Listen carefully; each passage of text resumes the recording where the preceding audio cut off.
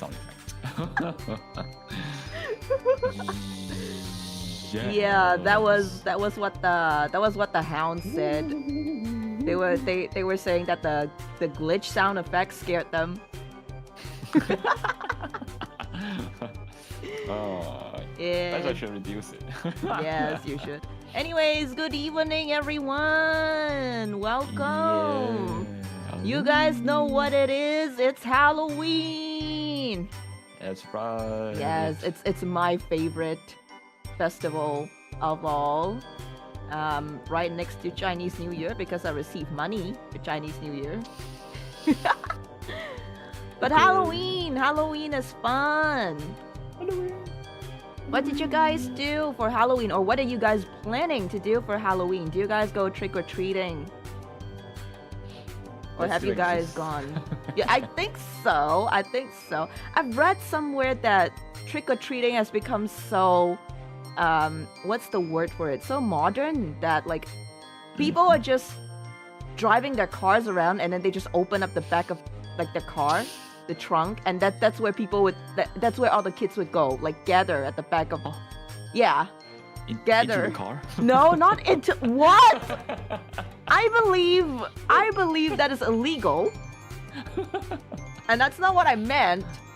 What I'm saying is that like people are going around with like sweets in the bag of their car, and then when they reach a location, they'll open up like the back of the car, and like people would just come over and trick or treat, like at the spot. No, without the getting in. Without the getting in cars. Yes. In my day, people would walk around, and I'm not even that old. Yeah, what happened to the good old trick-or-treating? Going up to like people's houses and knocking on doors and getting like trick-or-treated. Yeah, it's becoming more and more, simplified now. Yeah, because people just can't be bothered to open or decorate their houses anymore. Yeah. I think in Singapore we don't really have the tradition, the custom of trick-or-treating. So most Asia. Countries don't. Most of us don't. Most of the Asian countries. But like I think what does happen in Singapore during Halloween is people do dress up. I was walking in town the other day, and it was like a couple days away from Halloween, and there was someone that was dressed up as like a Chinese bride, I think, in full red. And and there were like Chinese zombies like carrying a like a what do you call that? A palanquin? Whatever the fuck that is. Yeah, a palanquin. The thing that they sit on and pick them up. Yeah. 僵尸, yes, that's right, 僵尸. Yeah, so we can go there in our home clothes. Not much of a difference. Yeah. I guess that's why you don't have a Halloween costume on. So you can't be bothered. Costume. You are the Halloween costume. I was asking my son, I was asking him earlier on, I said, you don't have any Halloween decorations or ornaments on you, and he was like, look at me, I am the Halloween costume. I'm literally an eye in a book. What more do you want? Yeah. You mean the hopping zombies with talismans on their heads? Yes, that's the one. Yeah. That's the one. That's the 僵尸. Yes. The 僵尸. So I was walking along the road. In town, and then the ghost bride approached me, and I was just looking at her like, can I snap a photo with you?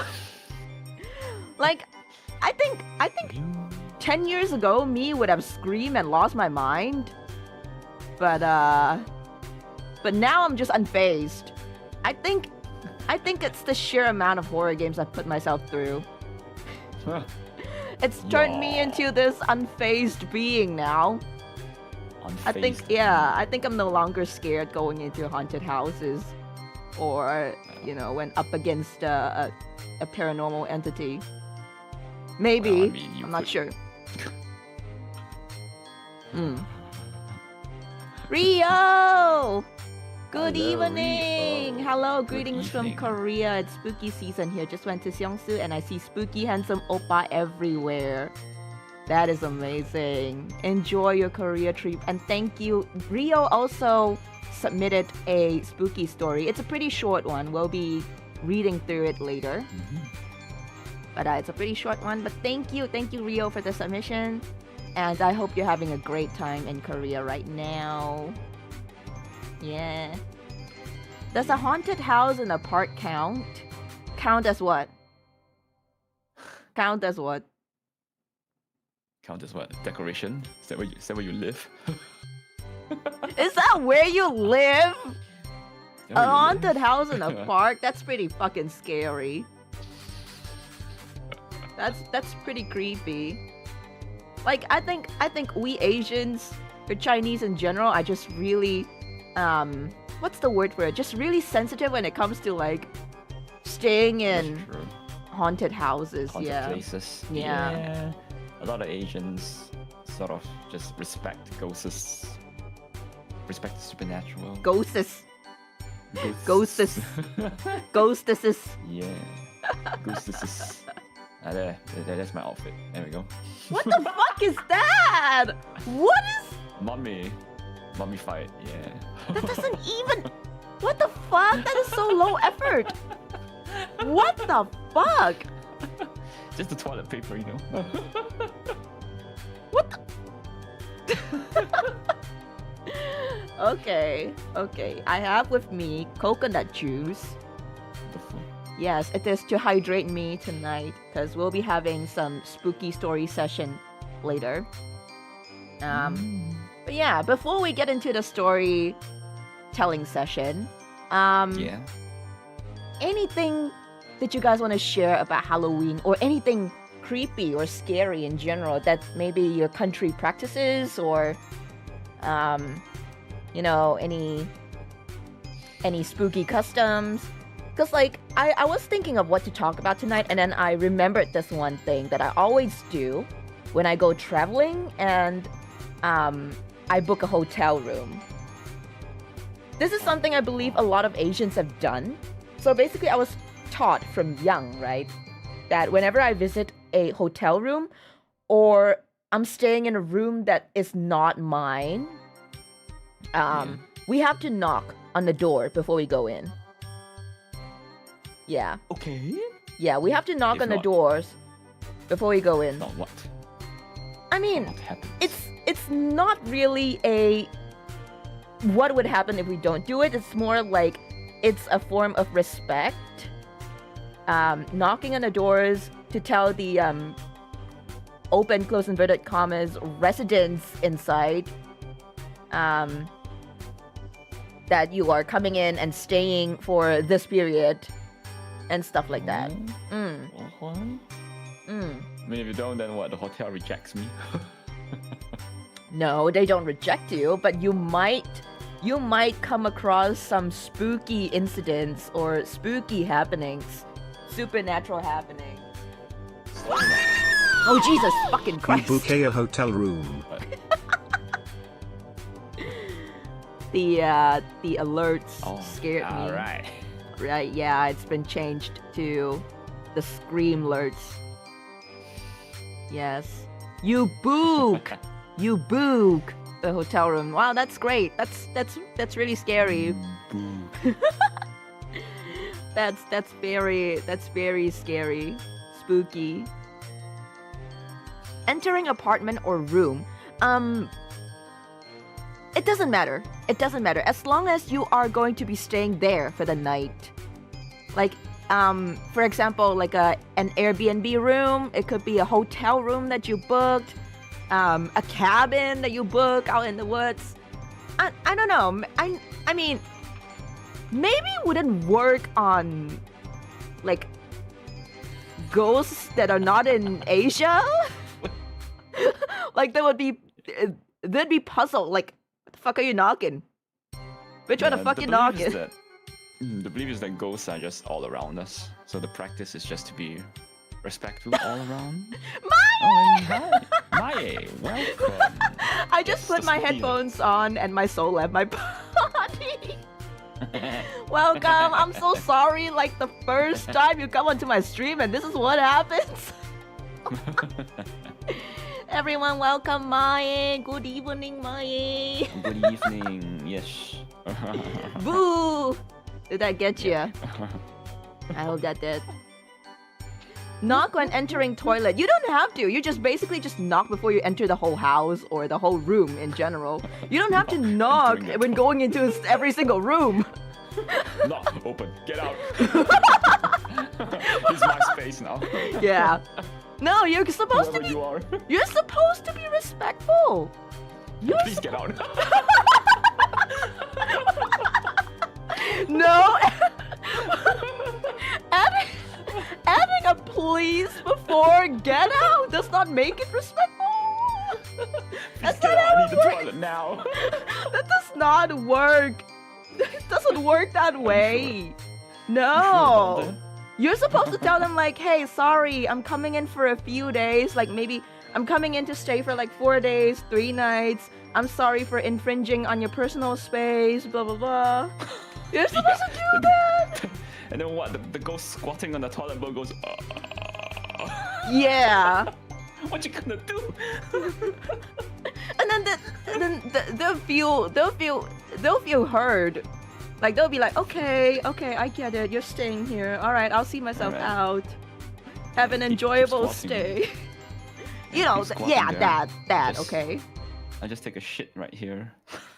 It's so vulgar. I'll just take a shit right here.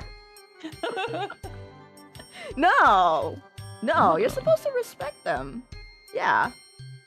And also there's something else. Like for example, I think you're supposed to not place your shoes too tidily. What's the word for it? Like Neatly. Yeah, neatly. Correct. Yeah. So basically, when you go into a hotel room or a room that you book to stay over the next few days, you're supposed to leave one of your shoes like overturned. So one shoe up, one shoe overturned, to let them know that like, hey, there's somebody staying in this room. Yeah. Okay. So that when they come in, they'll be like, oh, okay, wrong residence. I'm supposed to be haunting the empty room next door. That kind of thing. That kind of thing, yeah. Question: soju or sake? If you want to get drunk fast, soju. If you want to savor the alcohol, sake. That's yeah. True. Soju is a bit more muted, right? Yeah, it's sweet. It's supposed to get you drunk fast, but sake you can't really like down sake in like one gulp. It burns. Eva, if you have to pick a fight, but you are your VTuber model lore, who are you gonna fight, Kirby or Chucky?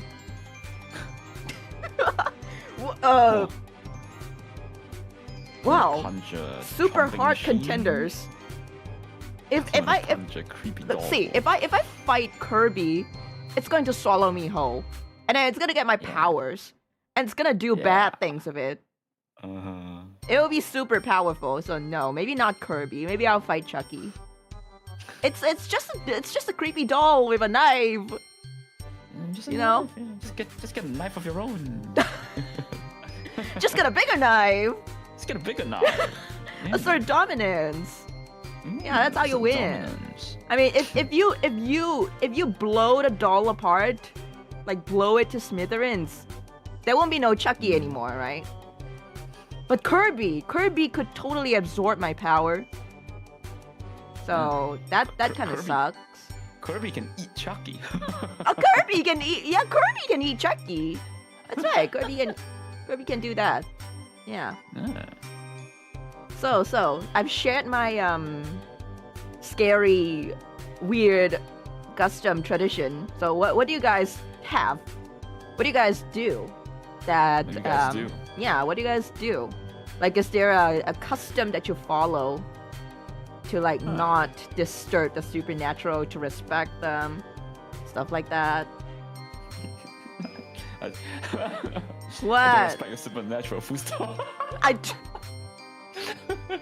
Mane-san says that because there's nothing spooky has happened to this man ever in his life. Like I was setting up the Google form like a few days before, right? And I was asking him like, you know what, why don't you come on and join me for the horror storytelling experience, and like you can just share your own horror experience as we go along with it. And he was like, nothing has happened to me. I have nothing. Nothing's happened to me. Yeah, and he said like usually what happens is that it happens to the people around him, and then when they ask him, he hasn't seen it or experienced it. That's right. Oh, Maya has something. My mom told us if the bed owner passed away, we need to fold the bed or they're gonna come back and sleep. Oh Yeah. There was that belief too. Yeah. There was that belief, yeah. It's a very Asian thing, right? Yeah, because I remember that like I think when my grandmother passed away, we did the exact same thing. Like basically we're not supposed to sleep on the bed in case they want to come back. But basically we're just supposed to leave the things around for a couple more days, and once the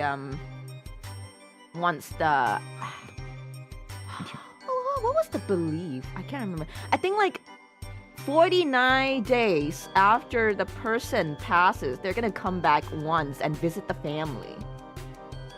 Yeah, and you're not supposed to like engage them. You're supposed to just stay in your room and maybe listen out for sounds, but like that's how you know they've come back and stuff like that. Yeah. Yeah. This is just to allow them one more time of peace before they ascend to the heavens. Yeah. So that's what happens. Yeah. The 49 days thingy. I think it's a very common Asian thing. What I do to respect and not anger the supernatural stuff. The Torii Gate in Japan. I will bow my head and walk to the left and right. Do not walk in the middle because only God walks in the middle. Yeah, I realized a lot of people walk through the middle. Like, okay, I get it that like shrines and temples in Japan have just been booming with tourists. And you know, they don't know that this is a thing. So they just walk through the middle. And I try my best to walk through the sides. But yeah, you're supposed to bow before you enter. And when you leave, you're supposed to turn around and bow as well to offer your respects. Yeah, the Japanese shrines and Torii gates are meant to worship the gods. Yep, So It's supposed to be a the gods. gateway to their world. So that's what a Torii gate is. Just Yeah. walk right through. Isekai. Isekai? I don't think that's how I want to isekai. I don't really want to isekai. Like, what if I become a barnacle Barnacle. in the isekai world? Like, I can't decide what I become, right? Like, what if I become like a fucking worm? Yeah, maybe you'll be an insect, yeah. Yeah. Then that wouldn't. Maybe. I wouldn't be the main character. Yeah, maybe you'll be a cockroach. Mm. Maybe a cockroaches in that world has like superpowers. Maybe you could evolve into a I don't know. That sounds like Terraformers to me. Anybody still remember that anime? What if BL is the What if BL is okay? Sign me the fuck up. The fuck? Sign me the fuck up. I will be Fujoshi A. Just a side character. That's okay. Isekai as a left foot. Why so specific? A left foot. just a left one. Maybe someone would isekai in and become the right boot. And then we would form would form a pair. What's wrong?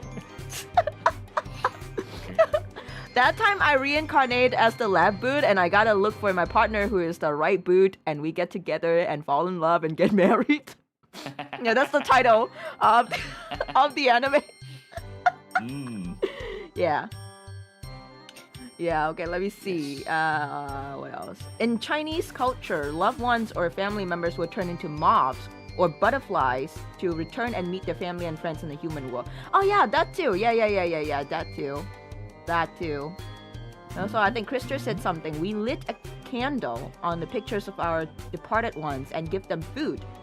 We believe that they visit the living in this time. Oh. That's very interesting. We also have something similar. Basically, in Chinese tradition, there is something called the ancestral altar. So you can put like your ancestors, or like people who have passed away. You can kind of put them onto the ancestral table, and you can kind of pray to them, like you would the deities and gods, but on a lower level, of course. And then you can offer fruits, and you're supposed to light like candles and stuff. Yeah, jaw sticks. It's all very similar. Yeah, it's all very similar. Okay, so I have gathered all the stories that you guys have sent me, and thank you so much. It's not overwhelming response. I have 8 responses from you guys. Thank you so much to the 8 hounds who have decided to send your story in. Some of them are very long, like Zajawa's story is an update regarding his stalker situation, and it's a very, very long story. So it's gonna take me a while to go through it. I'm gonna leave that story for the last. It's a bit confusing, it's a bit messy, and it's a bit crazy, but I cannot wait to share it with you guys. Anymore. It's just plain horror. It is horrifying. It is horrifying. I feel like what scares me more than the supernatural is stalker. Yeah, like real life things that can actually happen to you. You guys have seen like what's that horror game creator's name? Saw. Chilla's art. Yeah, you guys have seen her games, right? And sometimes it revolves around like stalkers, sometimes it revolves around like real life things that could actually happen to you. So yeah, the supernatural stuff sometimes scares me a lot lesser than things that could actually happen like that. So yeah, okay. We can get into the segment now. Now I haven't really prepared any special way to read it. I actually wanted to draw out all of your scenarios and maybe talk about it like maybe talk about it like a PowerPoint presentation style. What is with me and PowerPoint presentations? Yeah, but I wanted to draw it out. Yeah, I wanted to draw it out and like maybe show you guys, but Stickman speed draw. Stickman speed draw. That's a bit too much. That's a bit too much for me to handle. But yeah, so I don't have anything special prepared. So I've asked Mana-san to become the sound effects. When I read the story, he will provide the sound effects. What the fuck is that, bruh? Okay. Calm down. Sorry. What is going on? Look at that scary girl. What is going on? I hear a girl. I see a figure behind the wall. I'm so afraid it's going to fall.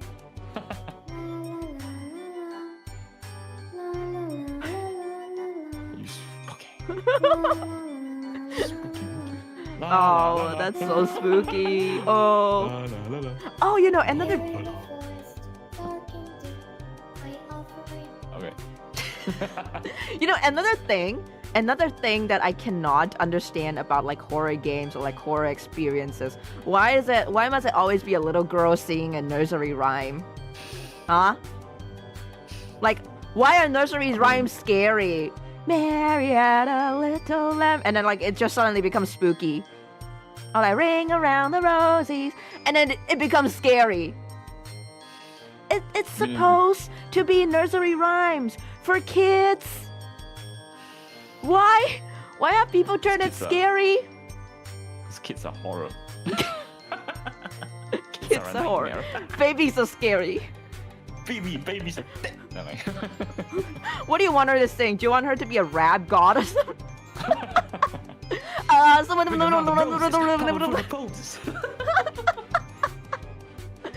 Yeah.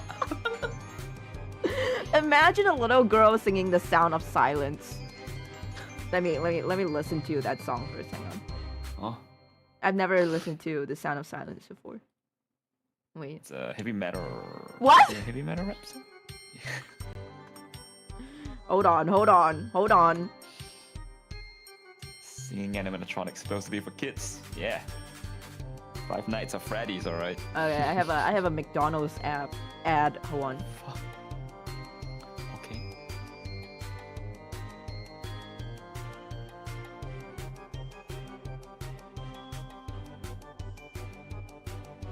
It's a pretty solemn song, but I can't imagine a little girl singing that. I can't. Can't you? I can't. Yeah, okay, I guess it makes sense for them to be singing nursery rhymes. Yeah. Okay. Alright, so are we all ready for the first story of tonight? Yes. Cue BGM. Cue Cue sound BGM. effects. Yeah. What is that? What the fuck is that? Did I like Doctor? Okay, turn it off. What the fuck was that? I Okay. haven't tried this yet. I wanna hear this one. Okay, never mind. What the fuck?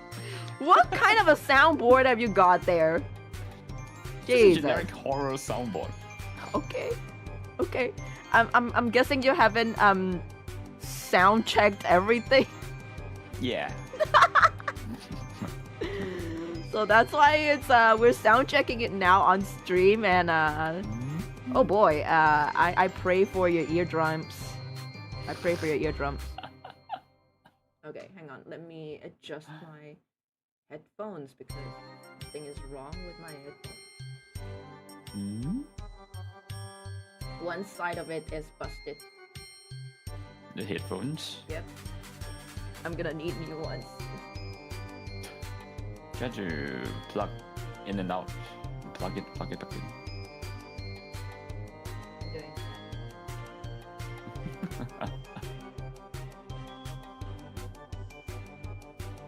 I'm doing that. In the meantime, let me adjust the horror strap.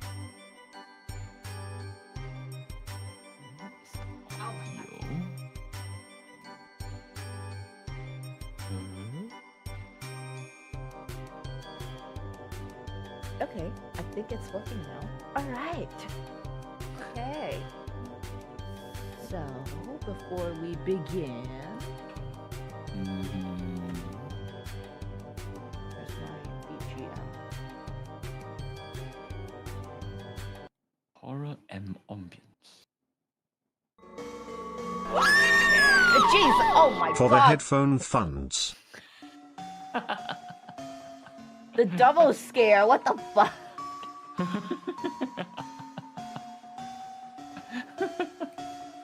Okay. Oh, thank you, Krista. Thank you, Krister, for the headphone funds. Thank you. Okay. Shit's kinda loud. It is kind of loud.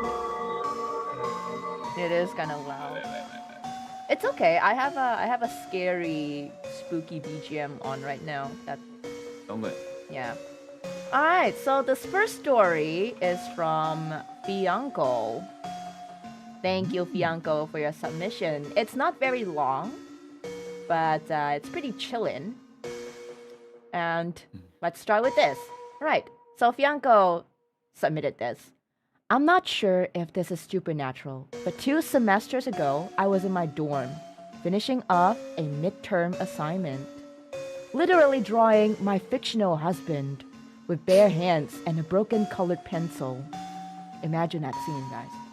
It was like 2 to 3 a.m. already. I was dead tired. Lamau.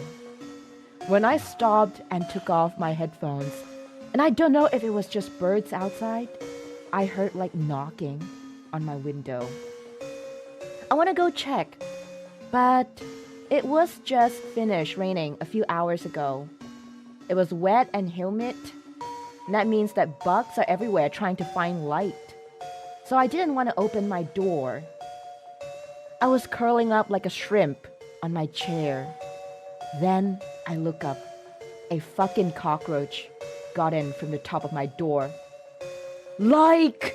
Question mark, question mark, question mark, exclamation mark, exclamation mark, question mark, question mark. Okay. Yeah, that's how she wrote it. Okay. I knew I had a bad feeling about tonight. Want to text the security? But he can't read text. Plus I tried calling and he never picked up. That. Sorry, Fiantco. Yeah, she just went SJDAD. I was so desperate. My at the time boyfriend lives an hour away as well.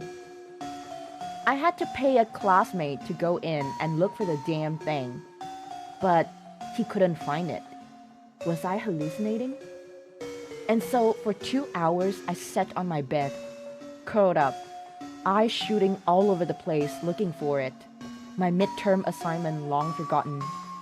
And then, almost 6 a.m., sleep finally caught on. Jesus!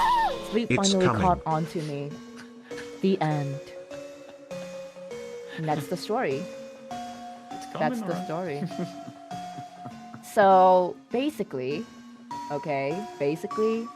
she heard a knocking on her window. And she didn't want to open the window. And she didn't want to open the door because it just finished raining. And there were bugs all over the place. And that's why she didn't want to. And then suddenly she saw a cockroach that got in from the top of her door. And I think the horror story was that she couldn't find the cockroach anywhere after. Like she paid a classmate to come in and look for it, but it was nowhere to be found. I think the real horror is that she forgot her midterm. The midterm assignment. That's the real horror. Yeah. Yeah. But yeah, what do you guys think of the story? A short and sweet one. But I realized that when supernatural things happen, it usually comes along with insects. You guys realize? Like cockroaches, moths. Yeah, and like ants moving in like a weird erratic pattern. Now that's usually how you know that like, oh, something supernatural is happening. It's going down. Yeah.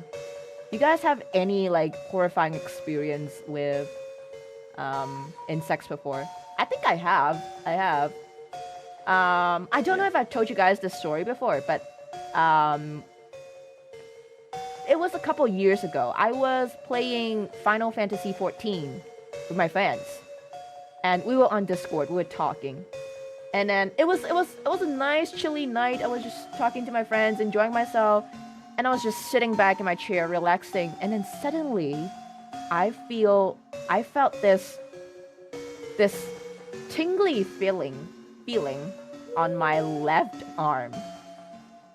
And I was like, wait, it feels a little bit itchy.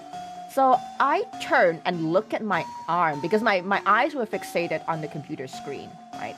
So I turn and look at my arm and I saw a huge fucking cockroach just perched on my arm. And I screamed so fucking loud into the mic that it scared all of my friends on Discord.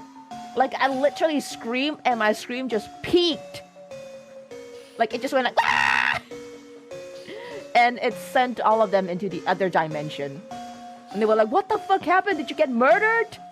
And I was like, worse? I got attacked by a cockroach? Yeah. I've never screamed that loud in my life. I screamed, I flung my arms, and it fell onto the floor. And I think I was kind of rooted. Dead. Yeah, I was rooted onto my chair for like a good 5 minutes before I reacted and did something about it. Yeah. You just gotta get that. Live like Asmon Gold, I see. What kind of living conditions does that man lives in? Messy room. I'll have to admit my previous room was very, very messy. So plenty of hiding spots for cockroaches, but I don't ever leave like food overnight in my room. I always clear it out. So I'm guessing it's because I stay on the floor that's not too high and cockroaches could find their way in. And also they could most definitely climb up through the rubbish chute. So I guess that's how it found its way into my room. I don't live like Asmongo now. I'm sorry, Asmongo, no hate. He has no living condition. Yes. But I've lived in very messy conditions before, and it took me a very long while to clean everything out and had it maintained this way. It's fairly clean now. Fairly clean. At least there are no more hiding spots for cockroaches. If that's what you guys are concerned. Apart from your arm. Apart from my arm. Hey, I shower every day, okay? I shower at least twice. Cockroach literally can survive nuclear war. It can survive in your house. Yep. If cockroaches live that long, yeah. You bet your ass they're gonna find their way into my house. Character development. In every way, yeah. I've become an exceptional horror streamer. I've had a cleaner room now. Yeah, character development at its best. Alright. Next story. We have a submission from Rin Mama. Rinku. Yes. So, another very short story, but this one got me giggling a little. Alright, let's go. I have a few scary stories, but I'll just tell one of them. She only submitted one. Rinku, submit more. Submit the more scary one. Okay, so here goes. It's a few years ago. There's one night after I come home from work internship, being a corporate slave. I was so tired from work that I immediately went to bed. Nothing out of the ordinary, just a normal night, until I experienced sleep paralysis. It's like my body is still asleep on my bed and my eyes are closed, but I can still feel and see through it all. At first, I thought like, oh, this is weird but kind of awesome, because this is the first time I'm actually experiencing sleep paralysis. Then, I can see at the corner of my apartment bedroom, by the door, I see a shadowy figure. I sleep with the lights off, but this figure is like darker than darkness. I don't know how to describe it, Lamau.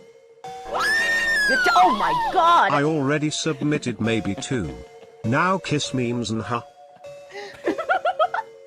Okay, so the figure is darker than darkness. Okay, and like even in the dark, I can still see the figure clearly. I still remember the figure. It's huge. Definitely a male. It has like demon/ram horns and those big demon bat wings on his back. And he's just standing there, looking at me sleeping. I was, of course, scared. I mean, I couldn't do anything. My body was literally paralyzed, and I can only watch the figure helplessly. But the more I look at it, the more I was like, man, he's kind of hot. You. Is this? Because, right? Let me explain. No, He has- There's no need to. He had like the triangular shaped body with big Bruh. shoulders, big chest, This big is chest, not. and abs. So I didn't Done. expect to be visited by a demon this hot. And after that, the demon disappeared. I think it's weirded out. I think it's weirded out by my thoughts, and since then, I never got visited by any other demon ever again. Even though I want to be visited by the demon again. That's what she said. That's what she wrote. Bruh. So think basically, You've been blacklisted. basically, Rin Mama's horror story was just her gooning for a sleep paralysis demon. How do you solve sleep paralysis? Goon for the demon. Yeah. Get hard. Paralyze him with your thoughts. Paralyze him. Yeah, paralyze him with love. No, now see, what's the takeaway from this, you guys? Yeah, that's the takeaway.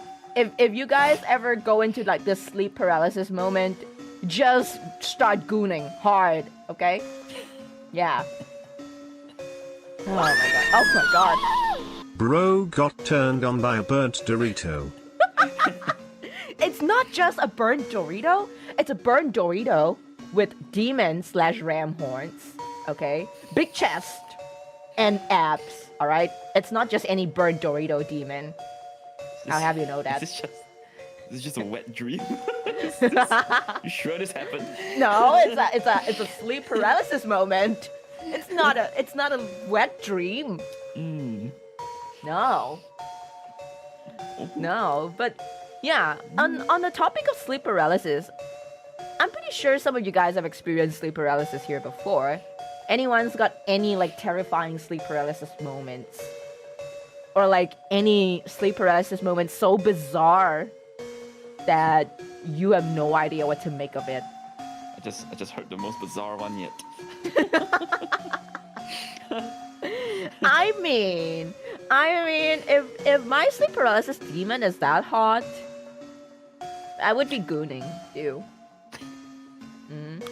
One goon a day keeps the demon away. Yep.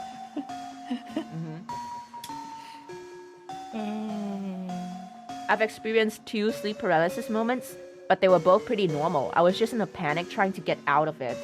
Yeah. Actually, I've also had like sleep paralysis moments, but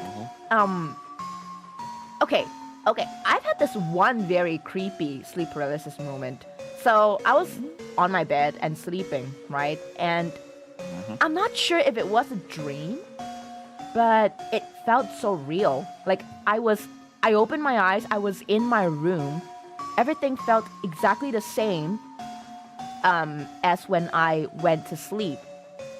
So I was lying in the very same bed. My room looked the same as it always was, but I was paralyzed. I couldn't move.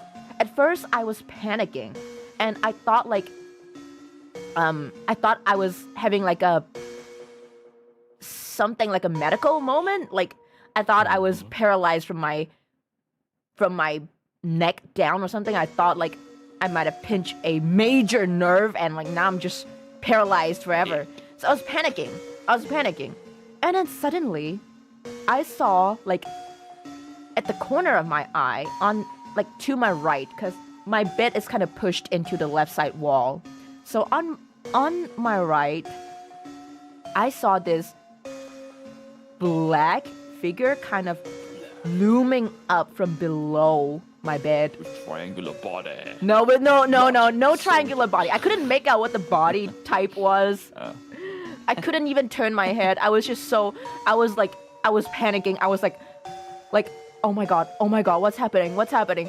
And then my eyes darted to the right and I see something. Like I saw something just slowly like rising up from the right side of my bed. Yeah, I couldn't see the full thing. Like it was really just half of it. Yeah. But it crept me out so much. And I was just praying, like, please just let me break free from this paralysis. Please. And the next moment, like, I could move my hands and I was just swinging at the air, like, wildly. Yeah, so I wasn't sure if that was a dream at all. Yeah. Well, it's hard to say. It is hard to say. Never know. It felt real, but it also felt like a dream because, like, the moment I broke free from the paralysis and I was flinging at the air and my legs were like kicking at the air. So I was just like, fighting the air. Like at that moment when I broke free, my eyes also flung open as well. So I'm not sure if it was sleep paralysis or if it was just all a bad dream of me having sleep paralysis. Yeah. Could be That was both. pretty wild. Yeah. Never know. I only had 0 demons. I was lying under the covers and couldn't move. I panicked for a moment and then fell back asleep. I was sick with flu at the time. Yeah, sleep paralysis can be very scary. Like, you don't know if it's actually physically happening to you or if it's just sleep paralysis.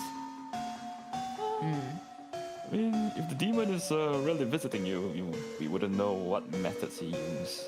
Could be dream demon. Why would he want to paralyze you? I don't know. Steal your soul. I mean, if demons are really that powerful, then I feel like all of us could have been possessed by now. Right? Just straight up come into my room, paralyze me, and just take my soul. You know what I'm saying? They could have preferences, finding a particular soul. Maybe that's the reason they want to steal the souls. Every time I realize I'm dreaming and I desperately want to wake up, I have a trick. I squeeze my eyes shut real tight, then snap them open. Very often, this makes me do the same thing IRL. Yeah. That's what I do as well when I am in a dream that I want to wake up from. Like a very scary dream and I know something bad is about to happen and I want to wake up from it. That's what I do, too. Yeah. Freaky demons. Demons have standards to follow. What standards? Do they have like a rule book? Like, oh, you are not supposed to paralyze this man. Wow, he is. They blacklisted Rin, so I don't know. You are not supposed to suck the soul of this man when you're paralyzing him. You can't use 2 moves at the same time, bitch. Is that what's in their rule book? Could Maybe. be. Avoid this woman at all costs. X. That's just Rin. That's just for Rin. Yeah. The sleep paralysis demons are scared of her. Yeah. So remember you guys. If you want to get out from a sleep paralysis moment, just goon, okay? Just goon. All right. Next story. We have a story from Steamer. Steamer. All right. Let me just scroll down to where Steamer's story is. All right. Okay. So submission from Steamer. Thank you so much, Steamer. Here we go. Ooh, where do I start? I don't think that I have any spooky IRL stories that have happened with me that I can share. But I do have a few nightmares that I had and that I've written elsewhere. One of the nightmares was, not sure what it was about, but I remember a few details. One of them was that I went back in time and taken a look at behind the scenes of first episode of South Park. That is very exact. Now you make me want to watch the first episode of South Park. Okay, it doesn't sound too spooky, so here's the other element of that nightmare. It was in my hometown. The fog and wind were extreme. Barely anything was visible. And then I hear the train noise. Turn out that due to these conditions, a huge train has derailed and crushed into my house. Another wicked nightmare was about me being in the world, beautiful and etc. Then suddenly something goes wrong and glitches, and I had to stop it somehow. Traveled through multiple locations and almost succeeded at the quest but failed, and the apocalypse has happened. The failure resulted in the world's foul corruption, aka everything was pretty much wicked and destroyed. And the only place that wasn't affected was the underworld. The underworld looked like a combination of multiple other underworld variations from other games and animes. Plus, there was some kind of shadow-themed gladiator arena. Are you sure you didn't teleport to Hell's Prison? Sounds familiar. Sounds familiar. Okay.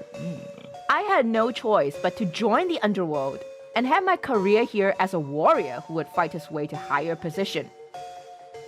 Isn't that just a dream about me?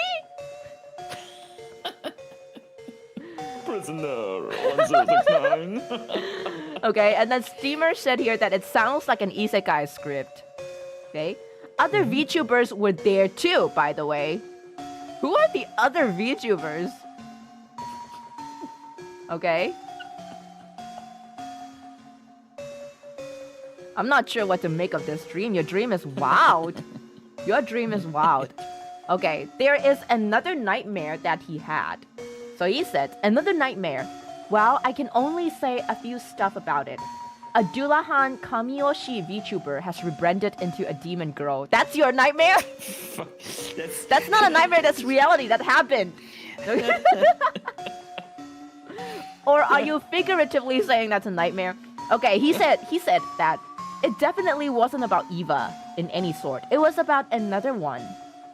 But I guess that since dreams in some sort can predict future, guess it was a sign of Dulahan Queen becoming Demon Warden. And he got this last nightmare while I was in a place that I don't want to ever return to. Imagine that in order to prove that you're no longer a person with ADHD, you'd need to be under the observation for more than 2 weeks in the same building with people of various sorts of mental illnesses, with no other ways of connecting with the outside world but looking out of the windows. Man, I still rarely have flashbacks of this experience. Guess it has left a trauma on my sanity. I think that's mostly all for this Halloween horror stories. Most of my dreams are gaming related, and my IRL life is pretty much ordinary to not be scammed or stalked. So yeah, there we have it. I think the part about ADHD is pretty relatable. I wouldn't really say that I've been diagnosed with ADHD, but I think that some instances I do have ADHD. Yeah, I would say that. Yes. I would say that, yeah. I have a super short attention span for anything in general. For games, for conversation topics, anything actually. And I jump around topics way too quickly. But at the same time, my brain keeps turning so I can keep like generating stuff. Yeah. Power yap. Power of yapping, yeah. Like, I keep... Okay, so like, 5 minutes before stream, I would be like, oh shit, I don't know what to talk about. But then when I go into stream, I'm like...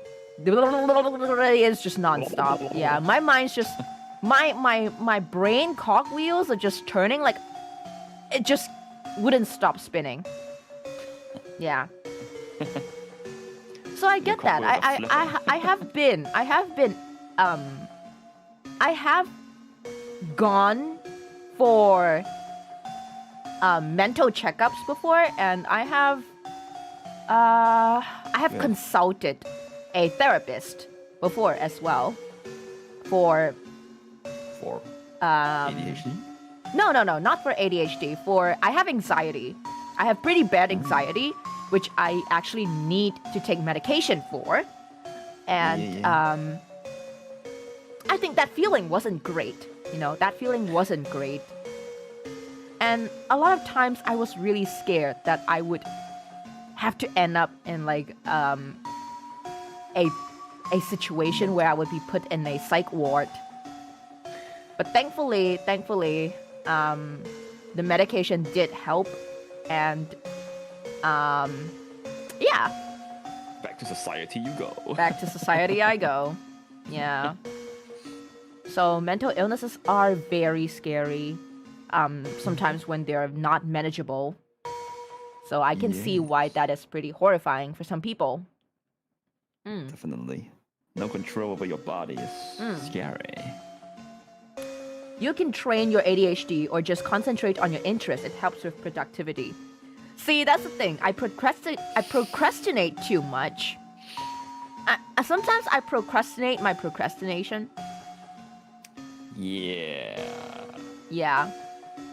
Like, I can never stay for too long on one thing unless it's something that I really, truly enjoy. That goes for games, a lot of games. So you'll see, like, a lot of games I actually don't end up finishing them. Partly because I don't really want the game to end, and also partly because my ADHD is like, okay, enough. You've played way too much of this game. You're sick of it now. Don't play it anymore. Maybe you wait for a few more months before coming back to it, and then those months just become years. I just never go back to them. Eventually. Yeah. So yeah. That's it for Steamer Story. Thank you for sharing it with us. Those are some very interesting nightmares. I wouldn't really call them nightmares, because it's pretty badass.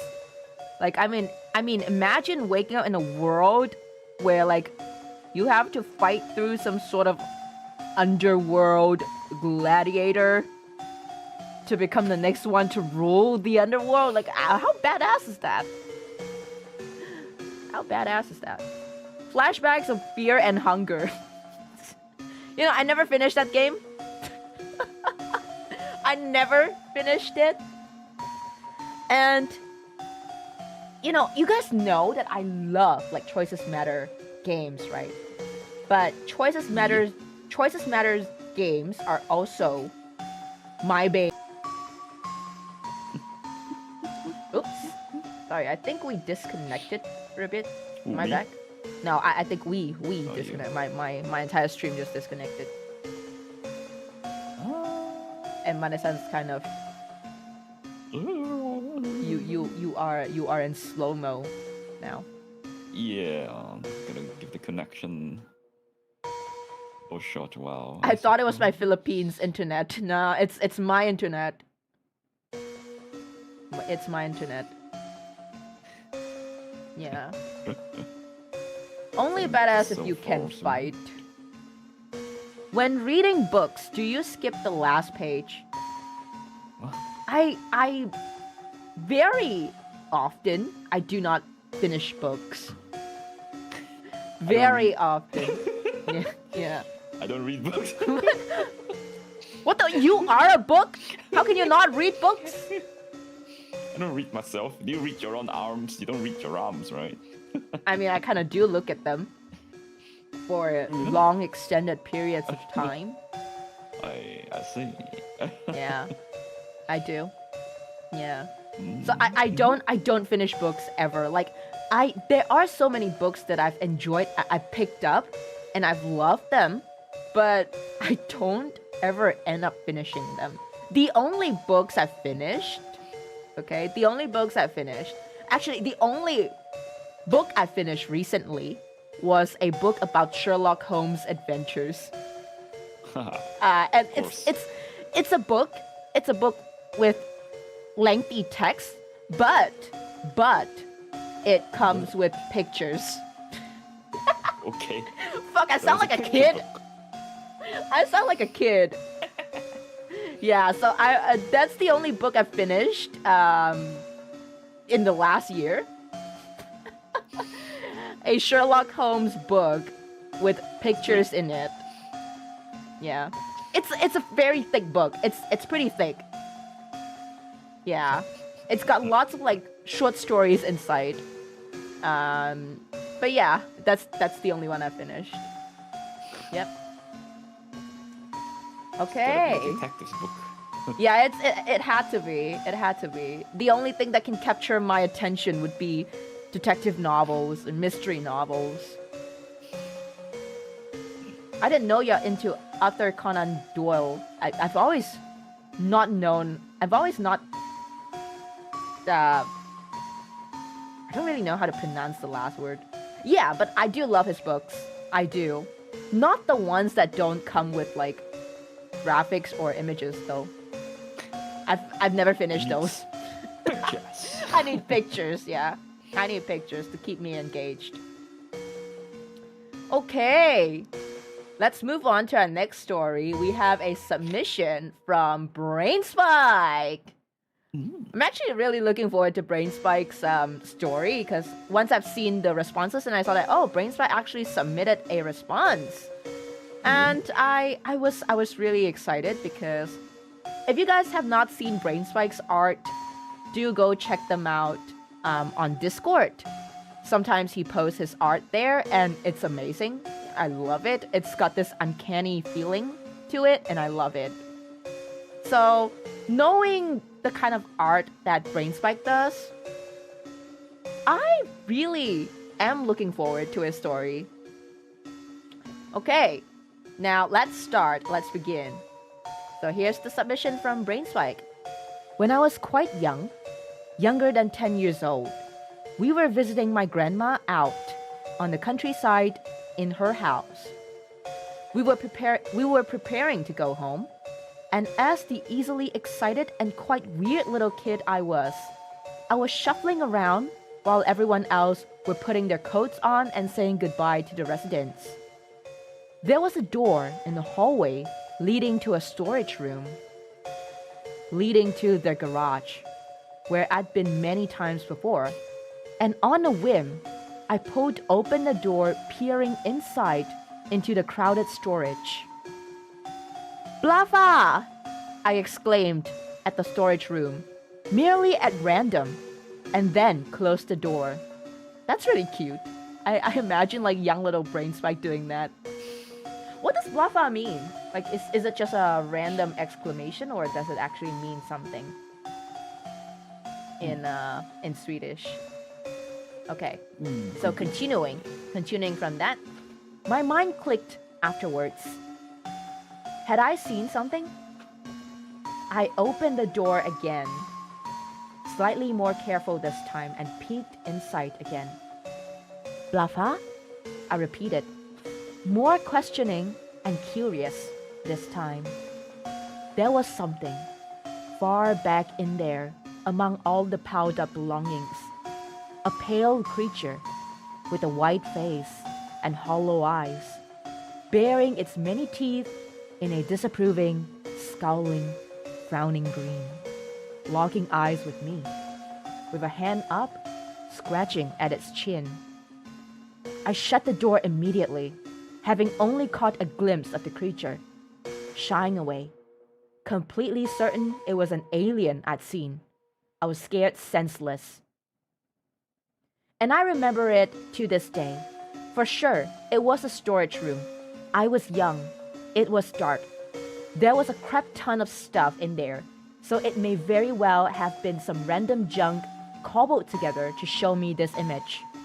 But it frightened me deeply to the extent that I still remember it. I don't know exactly what it was, and it carries with me as a scary story to this day. Oh, that's pretty creepy. It's simple. It's a simple story of baffling confusion, but is it really something that you didn't see? Or you just choose not to. Oh, that's really creepy. Yeah, but you know, as a kid that's younger than 10, I feel like even if it's just a shadow that you've seen, or just something that your mind sort of pieced together, I think that's still pretty scary. That's still pretty horrifying for a young kid. Like, I can see why that would stay with you for a pretty long Yeah. while. Anyone has a similar experience when you were a kid? Something you thought you'd seen, but maybe you'd seen wrong. Or maybe it's really there after all. Ho ho. Not me. Imagine that creature just there to ask, "What's the Wi-Fi password?" It's just your grandpa. That's just your grandpa. Grandpa, what are you doing in the storage? Grandpa, that's not where the Wi-Fi password is, Grandpa.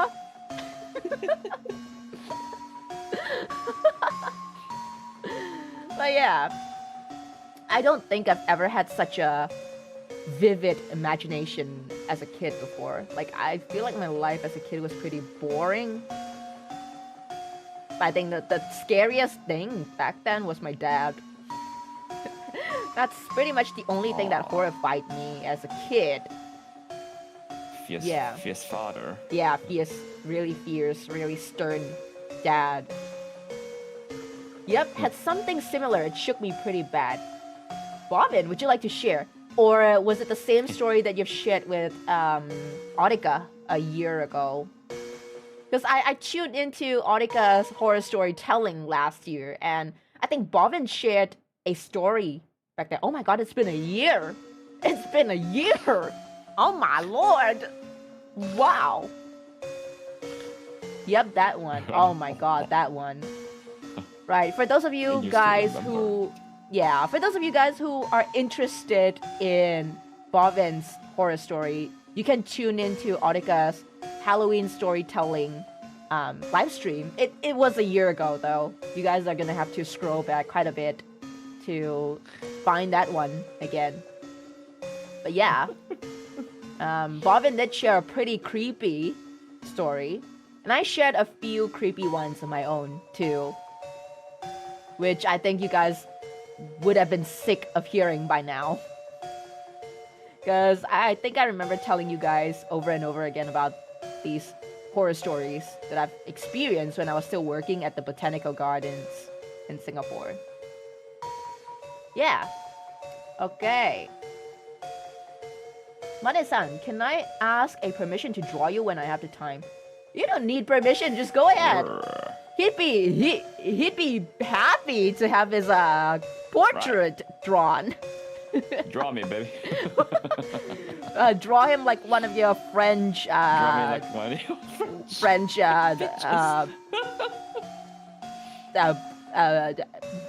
novels. I don't know. Yes. Draw the book. Okay, let me hydrate.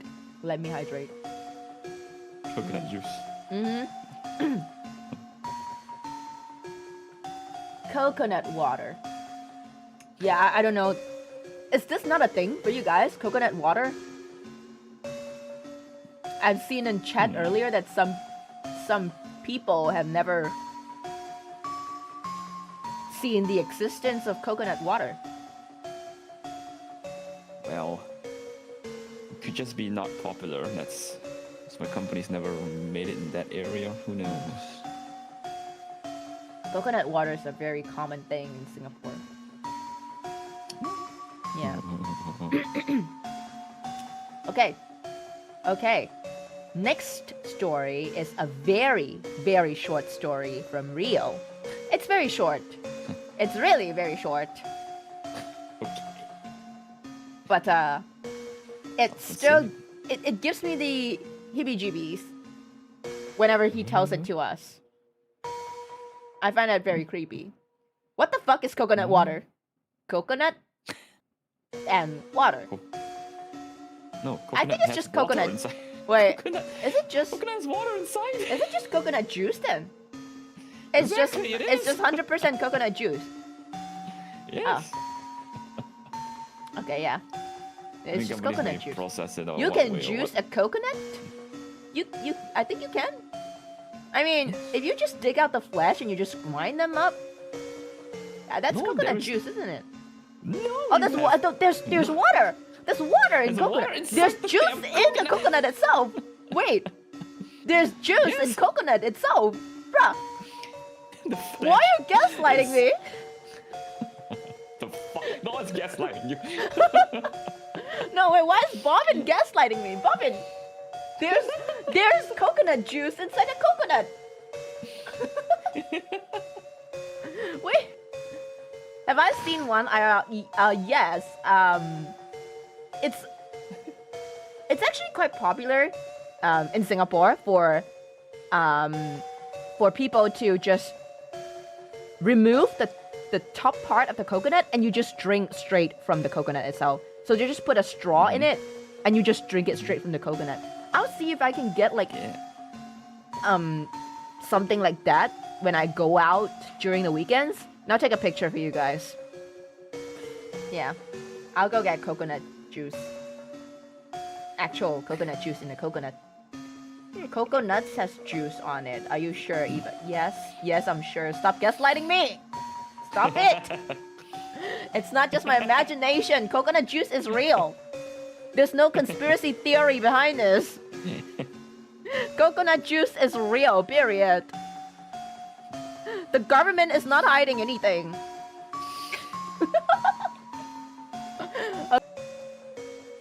Oh. I disconnected again. We crashed again, but I'm back again. Wait. Just an unstable spike. Yeah, it's unstable.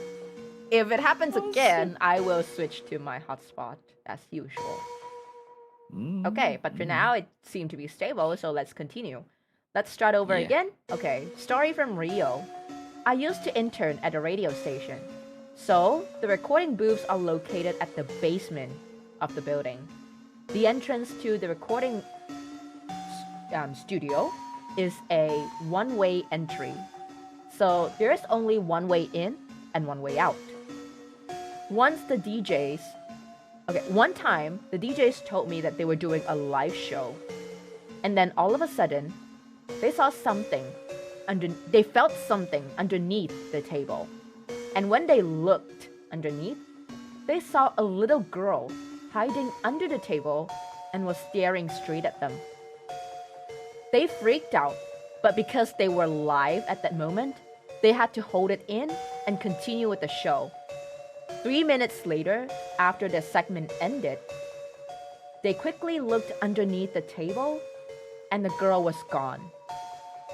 The DJs told me that the girl had long hair and she wore a red dress. That's it. That's the story. Short and creepy. Yeah. Short and creepy. Oh my god! Boo, ghost emoji. Thank you, Short and Rio. creepy. It's clear that he was waiting for this moment. He was waiting. But yeah, for those of you guys who don't know, the color red is also a very sensitive thing for Asians and Chinese in particular. Now, the color red, it can be auspicious. Like it's a color that we usually use for Chinese New Year. Like it's a lucky color. Yeah. Yeah. New Year, Chinese weddings. Red, different, everything's red. auspicious. Yep. Yeah.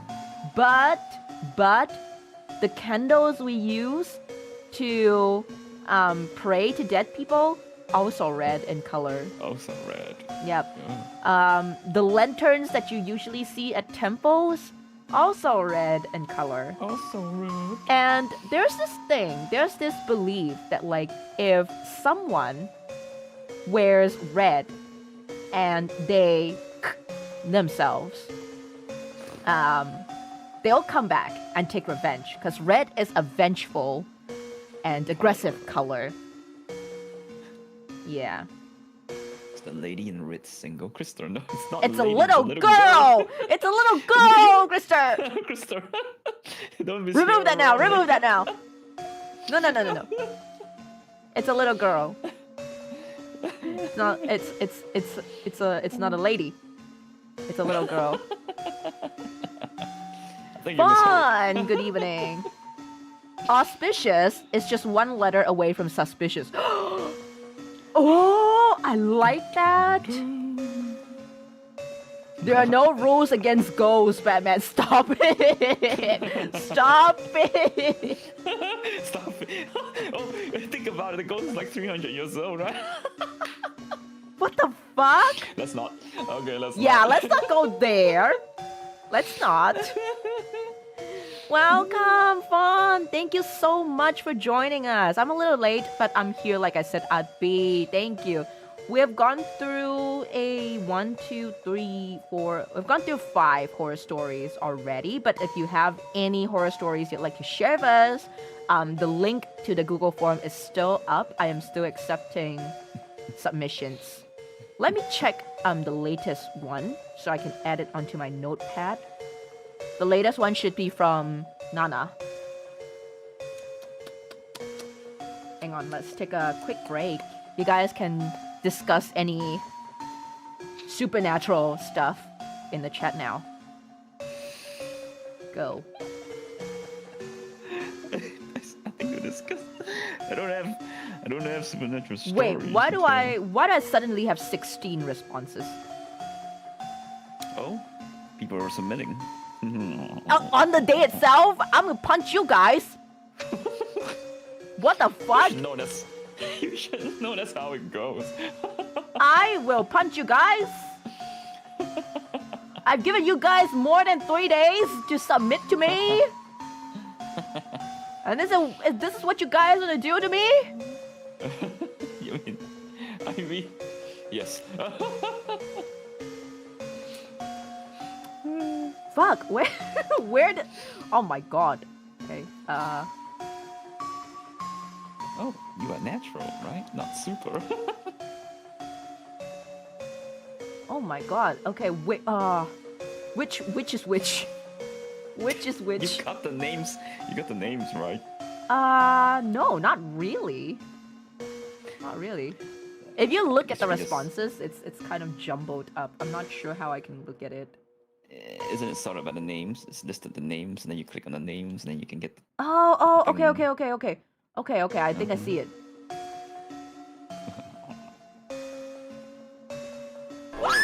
Oh my lord! Oh my Please god! accept this as my apologies. Apologies. Apologies accepted. No offense taken.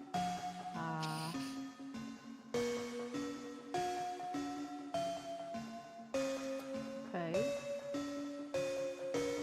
Summary. Ito ne. Okay. I have Nana's one right here.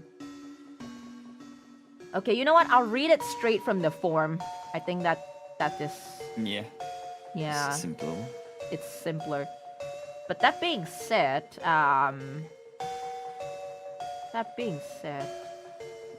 we can go ahead with the next horror story first. Yeah, you can go through what you have first. Yes. So the next submission is from L Sensei. Thank you so much, L Sensei, for taking the time to submit. I know you're very busy. I've seen your cosplay WIP. It's amazing. I love it. And thank you so much for taking the time to write this. I appreciate it so much. So here's L Sensei's story. My experience exploring a murder house in 2024. Besides drawing and cosplaying, I have another hobby, exploring abandoned buildings. At that time, I wanted to challenge myself by exploring a place that was considered haunted by people around the areas, since normally, I went exploring with my little brother most of the time. A murder occurred in the house in 2001, and the house had been abandoned ever since. Back in 2001, the bodies of a mother and her 6-year-old daughter were found. The perpetrator... Did something pop up by suddenly? What? I know. Wait, I thought something popped up on my screen all of a sudden. Huh? You mean? Something... Wait, am I seeing things? What the fuck? Huh? Wait, I saw something pop up on the screen for a bit, just for like a split second. Huh? That ain't me. Wait, is it just me? Did you guys see it? Did you guys see anything? If it's on your screen, it will be no, because we can only see OBS. No, it popped up on my OBS screen. Okay, Really? maybe I was tripping. Maybe I was tripping. Okay. Yeah, okay, let's continue. Holy shit, okay. Alright. Let's continue. Back in 2001, the bodies of a mother and her 6-year-old daughter were found. The perpetrator was none other than her stepfather, who was involved in a dispute over an inheritance. The house wasn't that big, but at that time it was considered a luxurious building with 2 floors and 9 rooms, including 4 bedrooms and a private study.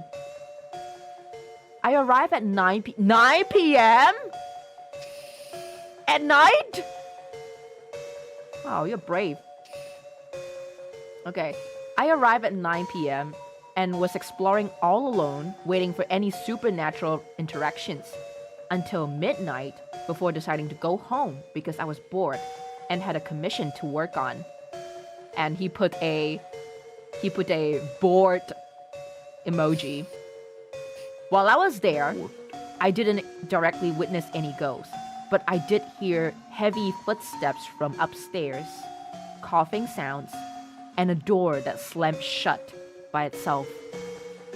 I took a closer look at the door, but it was made of a heavy and strong material, some kind of metal from Asgard or something, I don't know. But there was no way the wind could have caused it to close. I did see a wooden chair move by itself, and there was plenty of evidence of people performing rituals there, as most Indonesians are still superstitious and perform rituals to gain wealth. Whenever I explore an abandoned place, it's not ghosts I fear, but the possibility of encountering dangerous people, or worse, homeless people who will go on a rampage if their home is disturbed. So while exploring, I always carry a taser and a hidden blade, like in Assassin's Creed. Not a prop, but a real one, just in case.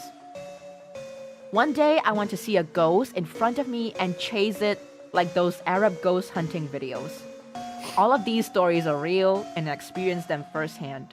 I can send you a photo of the house if you guys want to see it. Yep.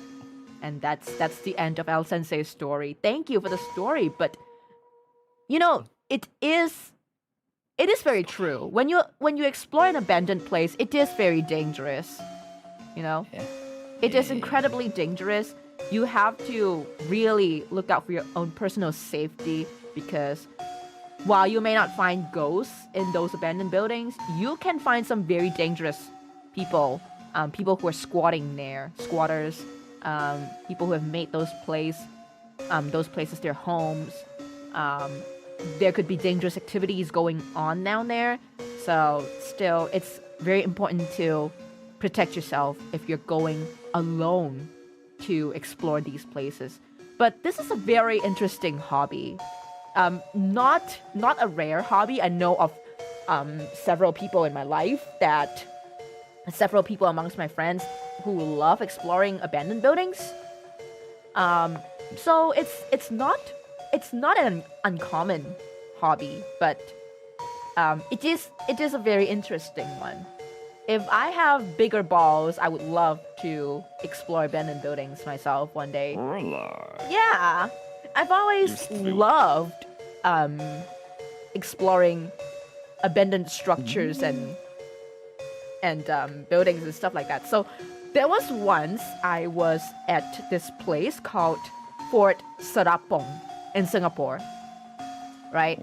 You guys have heard of this place called Sentosa in Singapore, right?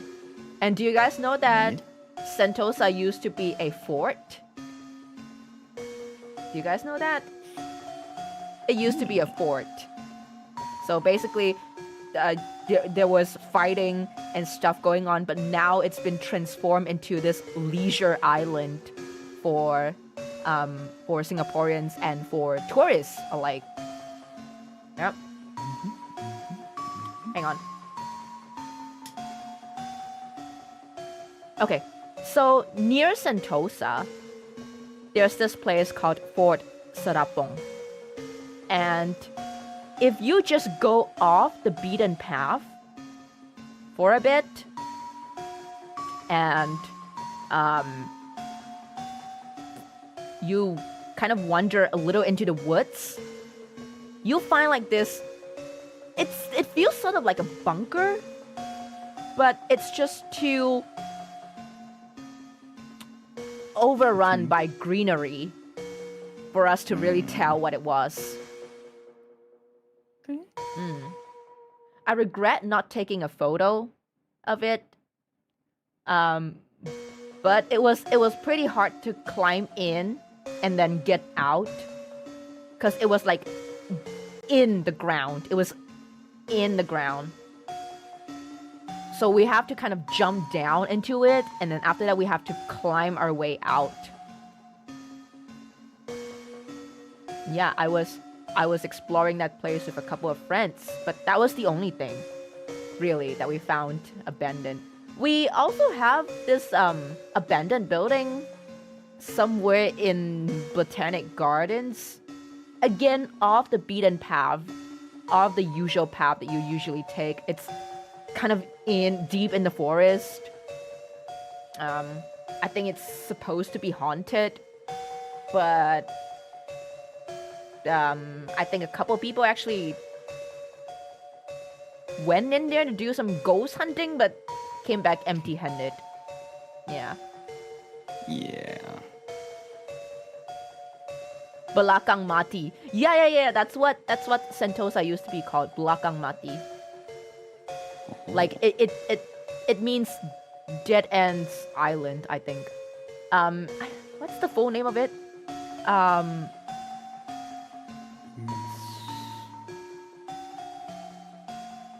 Pulau Belakang Mati, I think. Yeah, that's the full name of Sentosa in the past. It is a dark side of Sentosa that no one knew, but if you do visit Sentosa, there's still like this thing called the Fort Siloso up there, and they have lots and lots of like war stories and accounts and all that. So if you're interested, you can always come visit Singapore and visit Sentosa.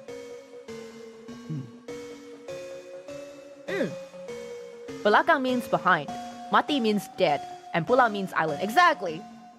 So Pulau Belakang Mati, something like a dead ends island, because like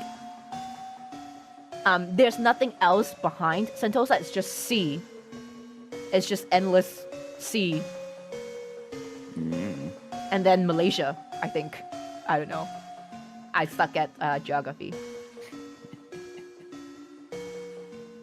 Any ghost stories from the old Changi Hospital?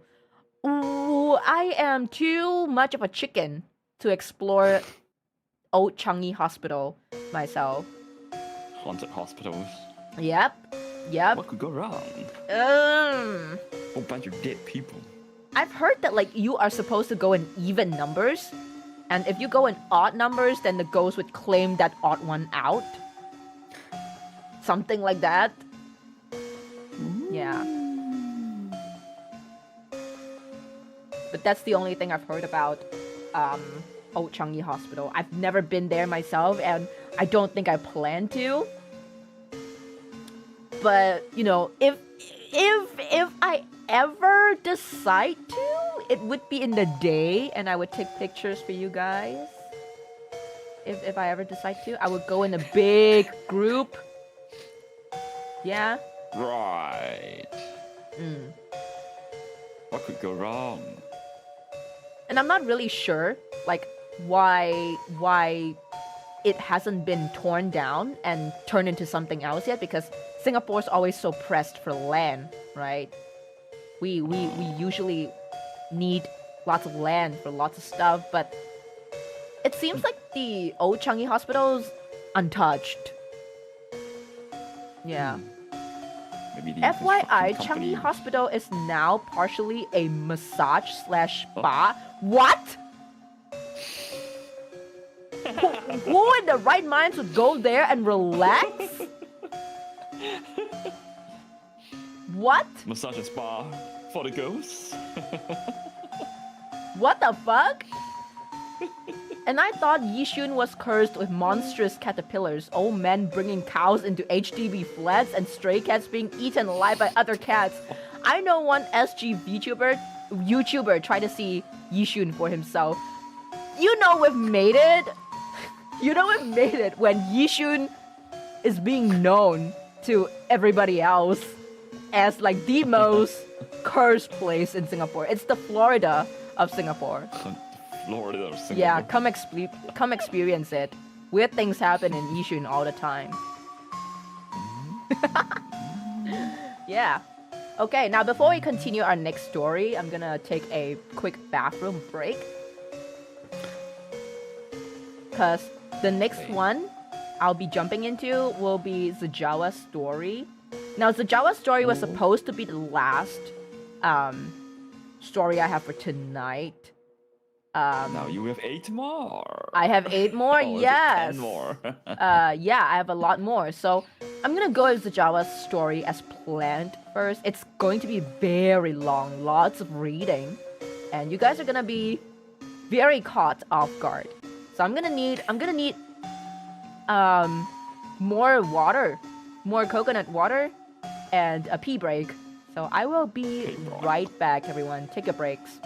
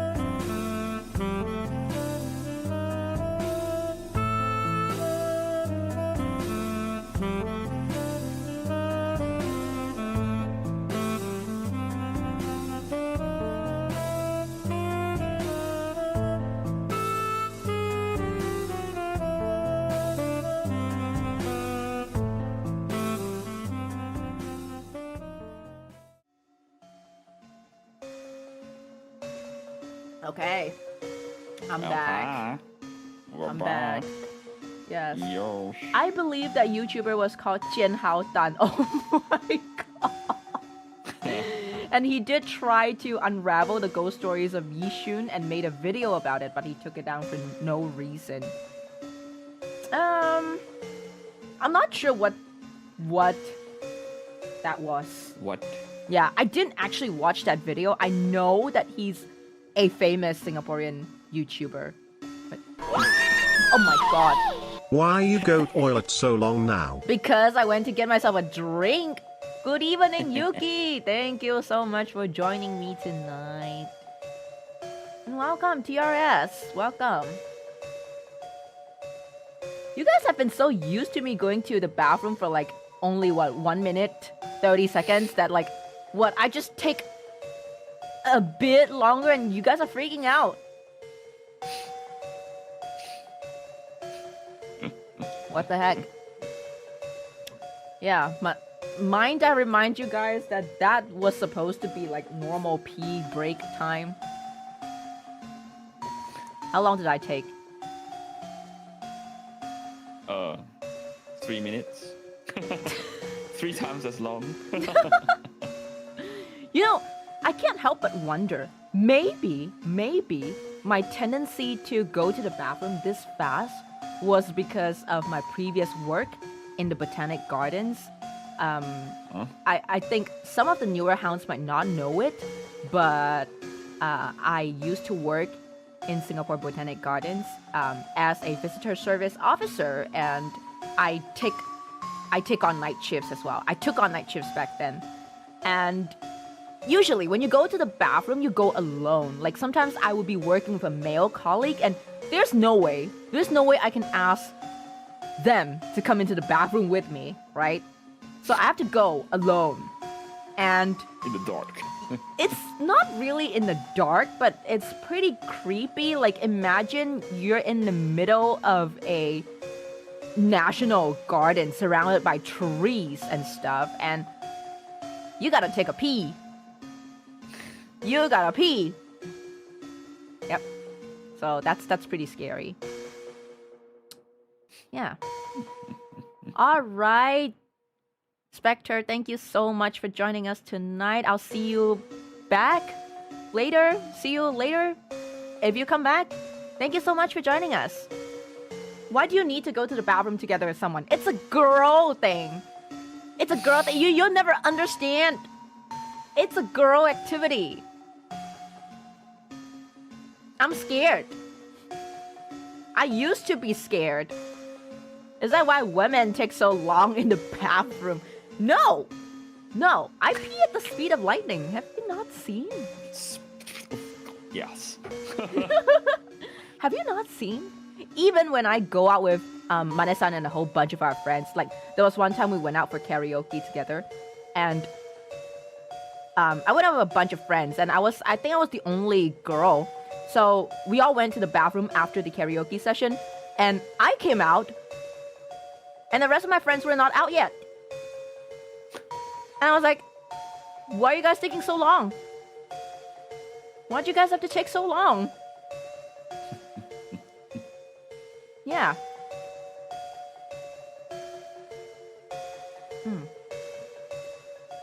Okay. Are you guys ready for Sajawa's creepy stalker story? Now, if you guys want the original story, this one's going to be an update. If you guys want the original story, it's again in Audika's Halloween stream from a year ago. That's the first time that it happened to Sajawa, and he also talked about what he did to deter the stalker. So I think last I've heard, the stalker ended up in police custody, right? Like I think she was taken away by the police because she was posing a threat to Sajawa at that point. And I think Sajawa was so scared for his life that he had a weapon with him. So in case the crazy stalker actually did something to him. So this is an update regarding the stalker. It's very long. It's all emails sent to him, to his work address. And he screenshot all of it, but he very kindly translated all of it to English with the help of ChatGPT. So I am going to read the translated story, spanning across, I think, probably 5 or 6 emails. A lot of it. She was arrested, was let go, and disappeared. I still cannot believe that happened. Like, she posed a threat to your life and they just let her go like that. Alright, so let's start. This one's from Zajawa. Update regarding my stalker. The situation is that she's been calling and messaging me, though rarely, and I haven't had contact with her for the past month. I haven't met her in person, and I no longer live in the same place as during the incident. That's good. That's good.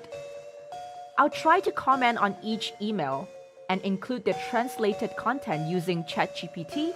The translated text will be... Okay, this is a keynote for me. Alright. All emails were sent to my work address. I haven't replied to any of them. If needed, I can send screenshots of the emails. The first messages are between the prison service, hopefully not yours, and my stalker, Marta. That's the name of his stalker, Marta. Right? The communication happened 2 months after the break-in attempt.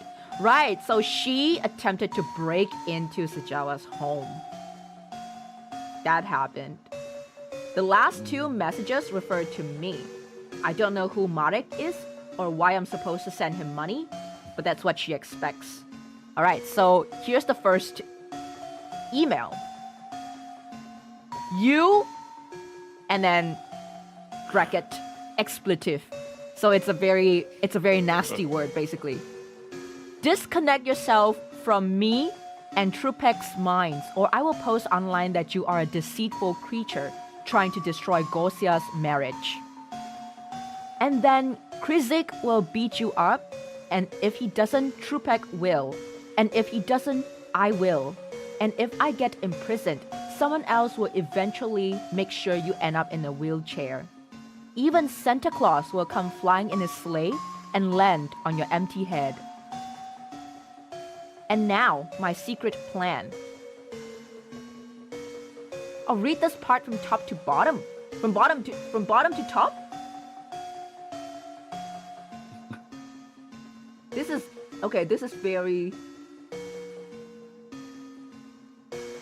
very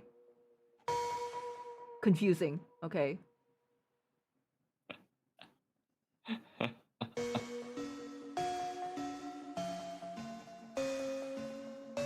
Oh, okay, so that's the last part, is it? That is the last part. Okay. Alright, after 8 months, June 12th, is that the one I should start from first? Okay, after 8 months, the 12th of June, she wrote to me that she hates me. So this is the email that she sent Shijawa, I think. I hate you. Turn me off. I get the impression that whoever created us, and I'm not talking about our, bracket, yours and mine separately, I hope, parents. Does your mom happen to be named Iona by any chance? If so, I have good news and bad news.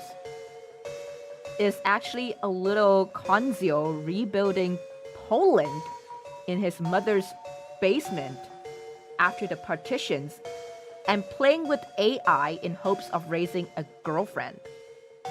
Because you know, we don't exist and nothing happening here is real. You actually showed me that yourself, scoundrel. Now I understand why you have the status of King of, bracket company name, and why your shaggy face was supposed to end up between my legs instead of RM knowledge on Confluence.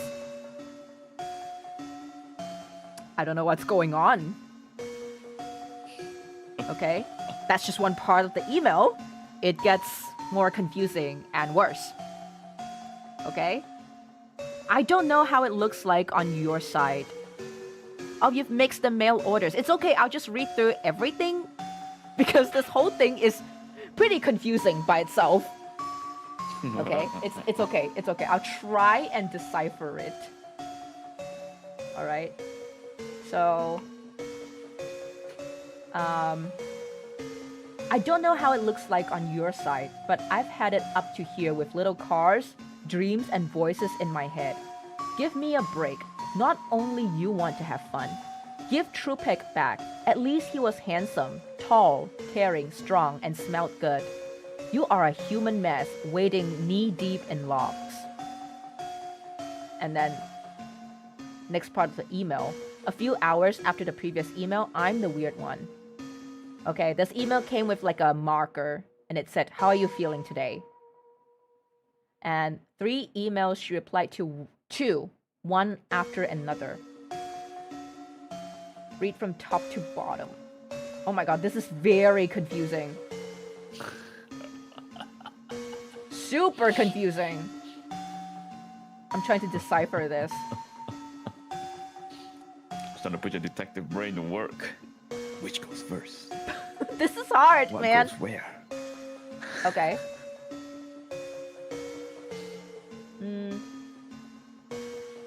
No. It's okay. It's okay. It doesn't help that this is the format that Google Forms has presented it to me, so it's very, very messy. It's not your fault. But I'll just read. And I think it's just fucked up on its own anyways. Okay. So, I barely sent one to myself to keep a copy, and she responded to an earlier one. Okay. Oh, okay. Start of email and end of email. Okay.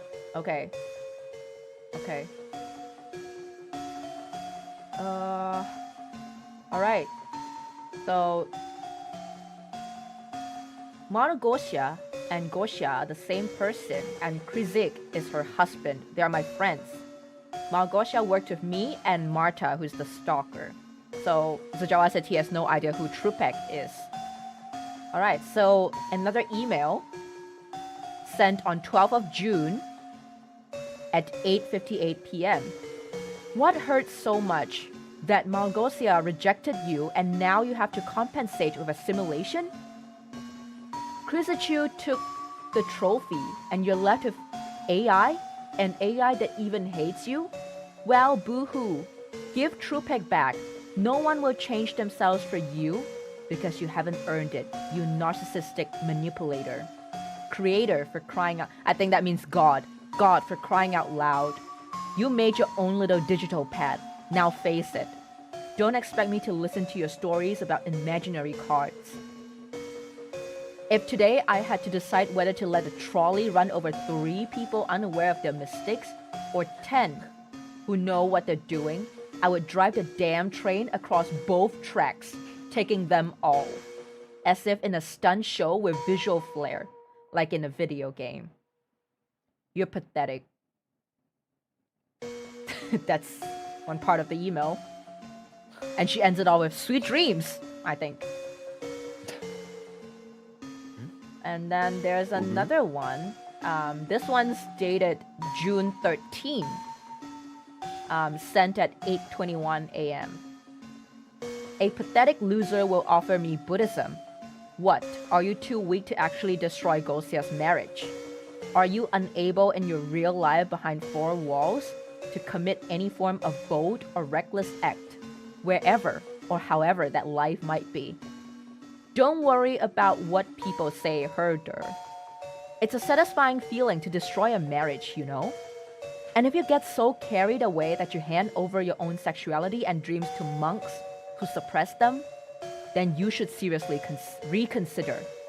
First, whether you want to emotionally castrate yourself, and second, whether you should attempt to emotionally castrate someone else in the same way. You pathetic fool. And is that why you ruined my life? My life could have been beautiful. It could have been comfortable and colorful, and it might never have existed at all, by the natural course of things. But no, why? Little Conrad wanted to be understood and accepted, and you would have been, but you went way too far, and you know it. Today, I am wondering whether I will have anything to put in the pot to eat, and whether the psychopathic refuse from behind the fourth wall will try to put me behind bars. I disdain your police, trustees, judges, social services, care homes, chases, you, Gosia, and all that mess. I will not look for wedding rings among lost property, because although I know I deserve to be chosen by someone, in this world, there is only you and your bitterness caused by rejection. So go be wise and write poems in which your entire existence is the product of some damn prompt beginning. Imagine you're Conrad, a loser from the second league. A fake sandbox with invisible barriers, damn it. I hate you. Turn me off and execute a real-world plan of action, you worthless person. That's the end of one part of the email again. It's pretty unhinged, right?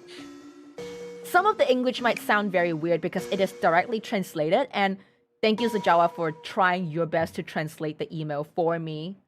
I hope that, this is being put across properly.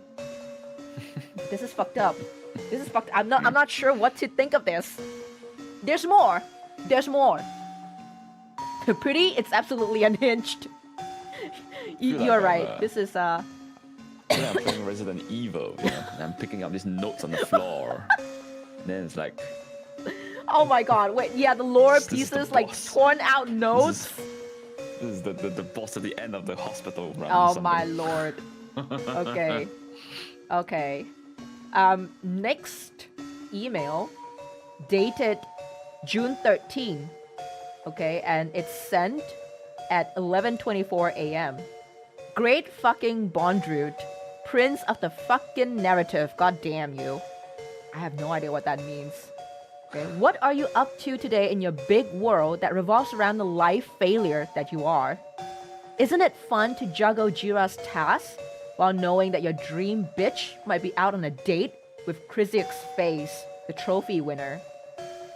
Do you simulate that on the site as compensation? Does some other mid-journey or Clot 4 opus swap faces and photos?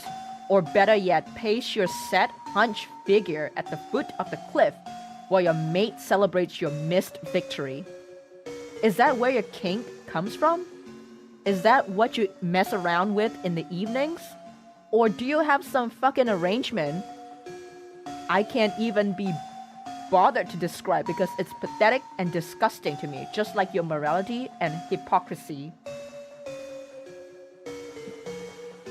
I don't know what IKSD mean. Let me search that up. Might just be a translation though. You never know. XD? Is it just XD? It could be. XD. Oh, it's the face. It's this face. Okay, I think that's it.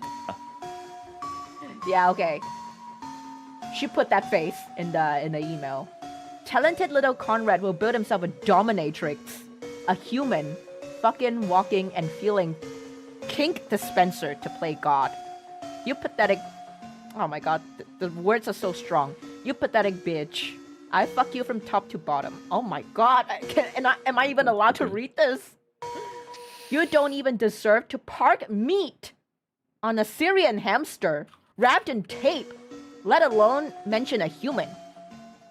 You're right not to want children, because you shouldn't fucking reproduce, you piece of trash. But I still quietly hope that one day, you have to take care of someone, like you ranted in my dream, and they'll beat you so badly you'll be humbled. You deserve to have your face smashed on a curb, but really, what's the point? It should be enough for me to know that your success as a god is the adoration of people with the IQ of paving stones and the warm, well-roasted hatred of critical thinkers. Give Trupek back, you W-word, W-H-O-R-E. That's... Oh, I feel disgusted reading it. Holy shit. Oh my god.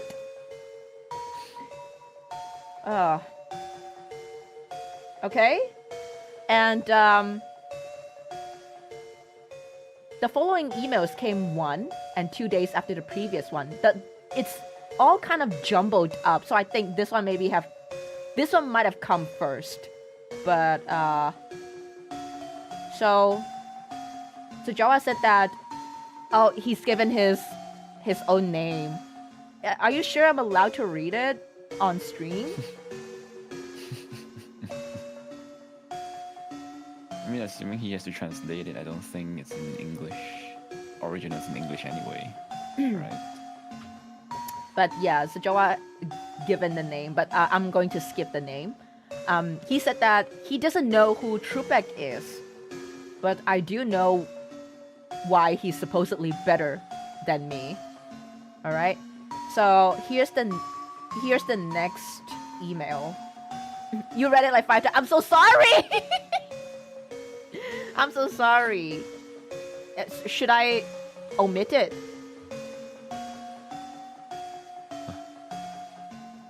I thought that was part of like the fucking email. Oh my god. I'm sorry. Okay. I feel like I shouldn't. I have no issues. Okay. Okay, if Sujawa says he has no issues, that's fine, but I will not read the name again. Just to be protective of his identity. Alright, so next email from the crazy stalker, Martha.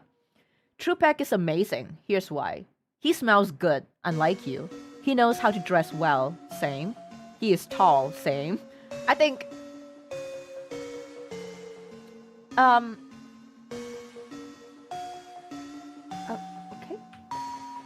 He knows how to dress well. He is tall. He has a wonderful symmetrical face. He has a masculine voice. He is strong. He is decisive. He is sensitive. He is effective. He has great energy and stamina. He knows how to use his abilities. He can be cared for, hugged, and held. He loves me. Give him back, you incontemptible person. Okay, after that, okay.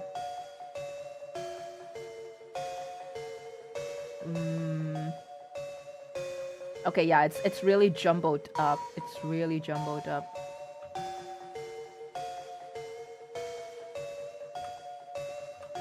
Okay.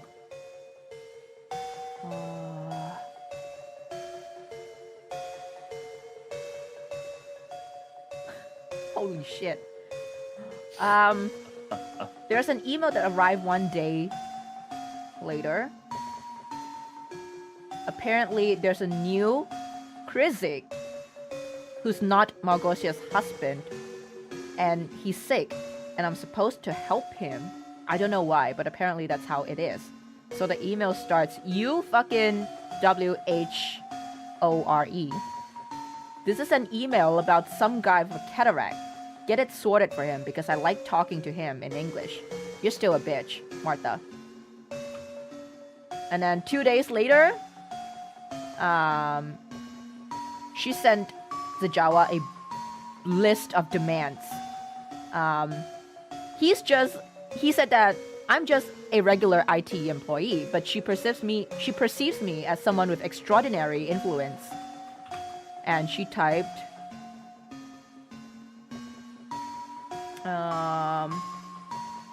have you seen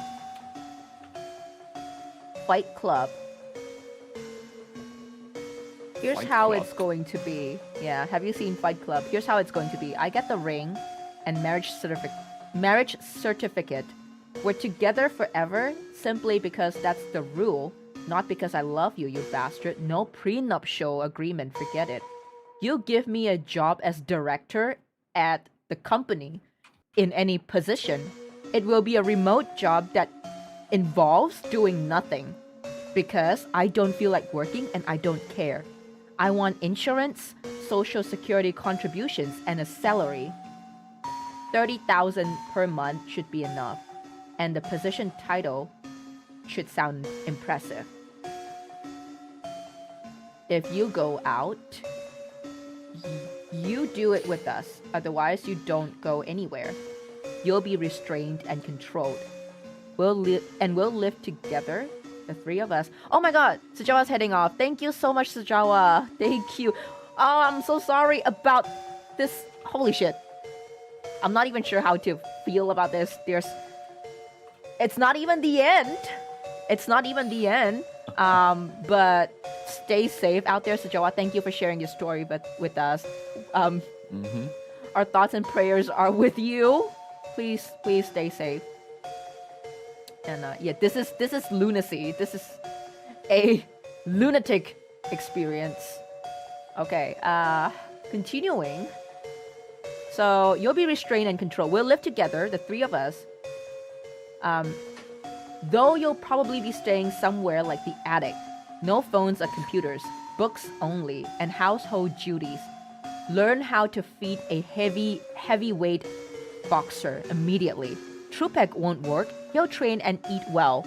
And if he ever feels sad or has a problem, you'll have a problem too. A serious one. That's it. Nice talking to you. Have a nice day, Martha. Okay? And then on the same day as the previous email, it turns out I'm either a god or the administrator of the Matrix. So, It's crazy to think that. Who the hell is Chupek? yeah. Okay. So this previous email is something that I've already read earlier on, but it's just translated in a different way. But yeah, that's pretty much all of the emails. Even though it's so jumbled up, it's pretty disheveled, don't you think? It's fucked up. Also, Zajawa has included this bonus funny SMS message I received in the meantime. So he received this funny SMS message. I hope your left little toenail breaks today. I hope your tea doesn't brew. I hope someone covers your bicycle with a blanket after you lock it, so you have to go looking for it. I hope the world is just a little bit unpleasant to you, but still broadly favorable, so you have something to grumble about from the comfort, health, and security of your own miserable corridor-like existence disguised as a sandbox. Yep. That's the bonus funny message that Not very funny. Sajawa received. Funny, Oh my god, I'm not even sure how to feel about this. This is a whole fucking mess. This Marta person is way too gone. We went from supernatural to the beginnings of the next RE boss. Yeah, that was kind of poetic. Kind of poetic. It angers me. It angers me that she's talking in like fucking poetry. But like, really, this is disgusting. Absolutely disgusting behavior. But we can all probably tell that she is not right in the mind. She isn't, definitely. I mean, just from the fact of her bringing up Chupek, even though Nobody knows who Trupek is. Nobody knows who Trupek is. my Chupek is better than your. I feel like she's making up this imagined person just to spite Sujawa because he rejected her. Like he showed no interest, and she practically forced her way into his apartment and forcing him to accept her. That is sick behavior. And she genuinely needs help. So I really do hope that she gets the help that she needs. And I am pretty disappointed with the police for not doing their jobs. But then again, well, knowing the police, they probably can't really do anything to detain her if she didn't actually physically hurt anyone. Well, But I feel like the stalker behavior is very dangerous. Like, it is. if it's not Sajawa, it might be someone else.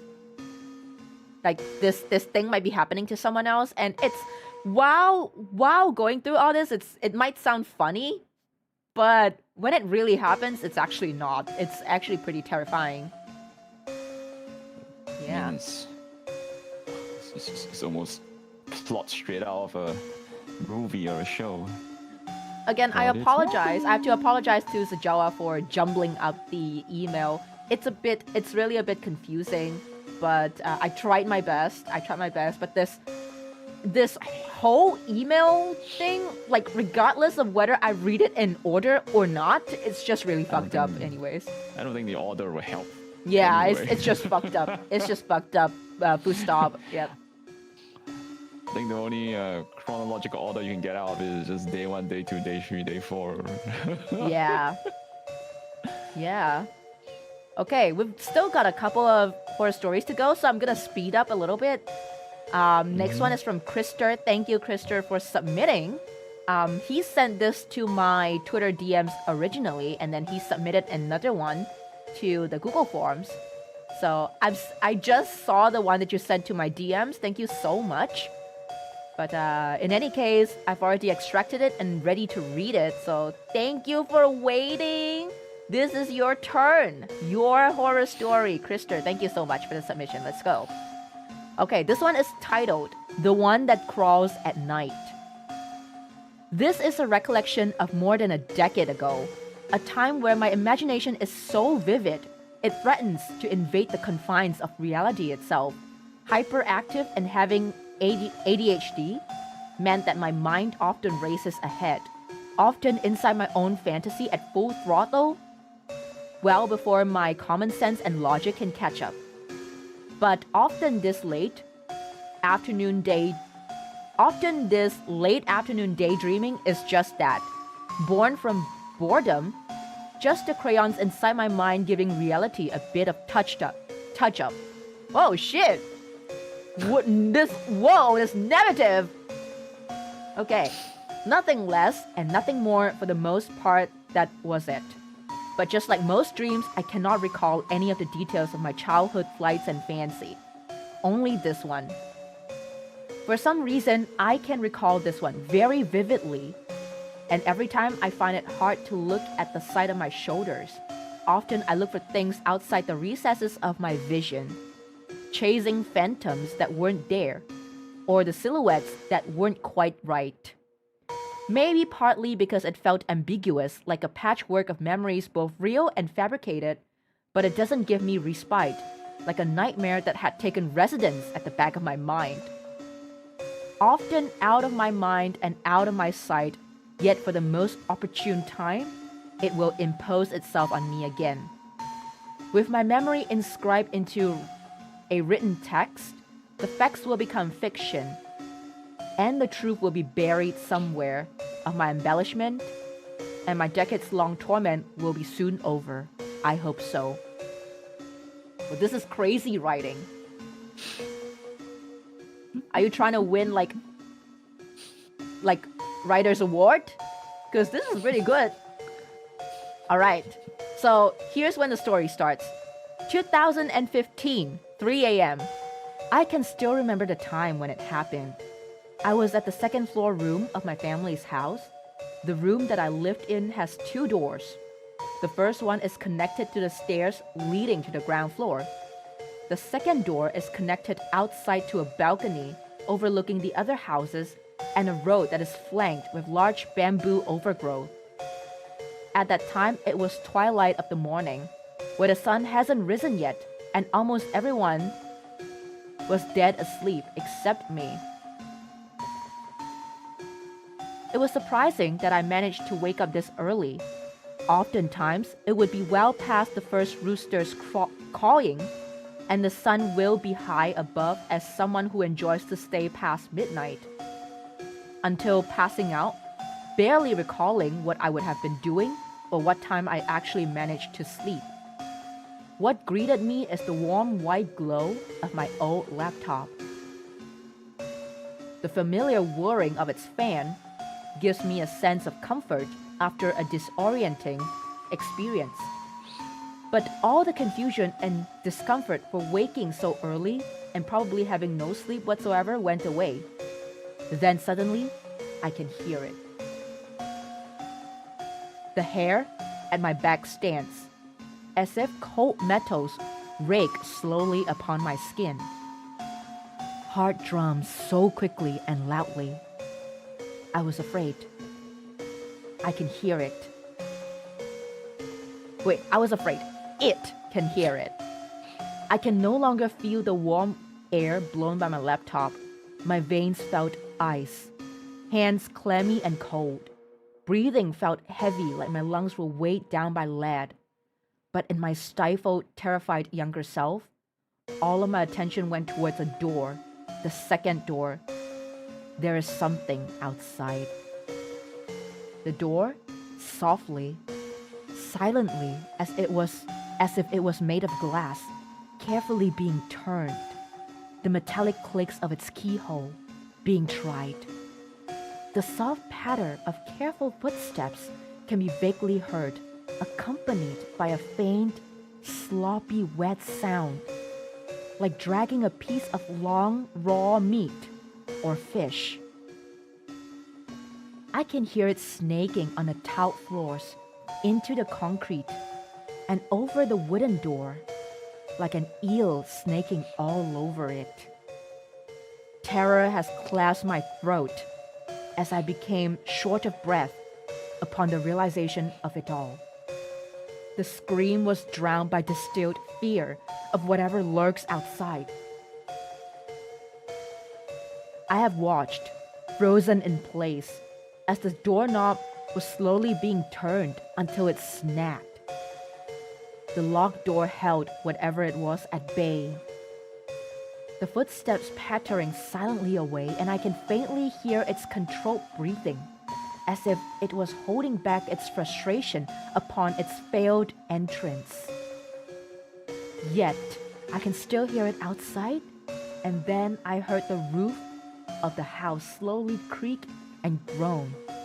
It climbed the roof. Still, it dragged whatever it was that made the wet, sloppy sound on the roof. Every creak and groan of the roof made me shudder. I don't know what to do, but I felt like the faint glow of my PC caught its attention, so I hesitantly lowered the screen of my laptop. As I was about to completely close it, the spring of the screen shuts the PC quickly, producing an audible thud. The quiet creaking and groaning of the roof halted. For a brief moment, no sound has been made, neither by me or it. Silence then, suddenly, it resumed crawling, but now louder. Its four limbs moved faster, frantic and manic. Its subtlety gone before I can even try to do anything. Its crawling stopped near the edge of the roof, overlooking the windows of my room. Then, I heard it again. The long, sticky, wet, slopping sound, snaking across the plywood walls of my room across the window. Stop! Yuck!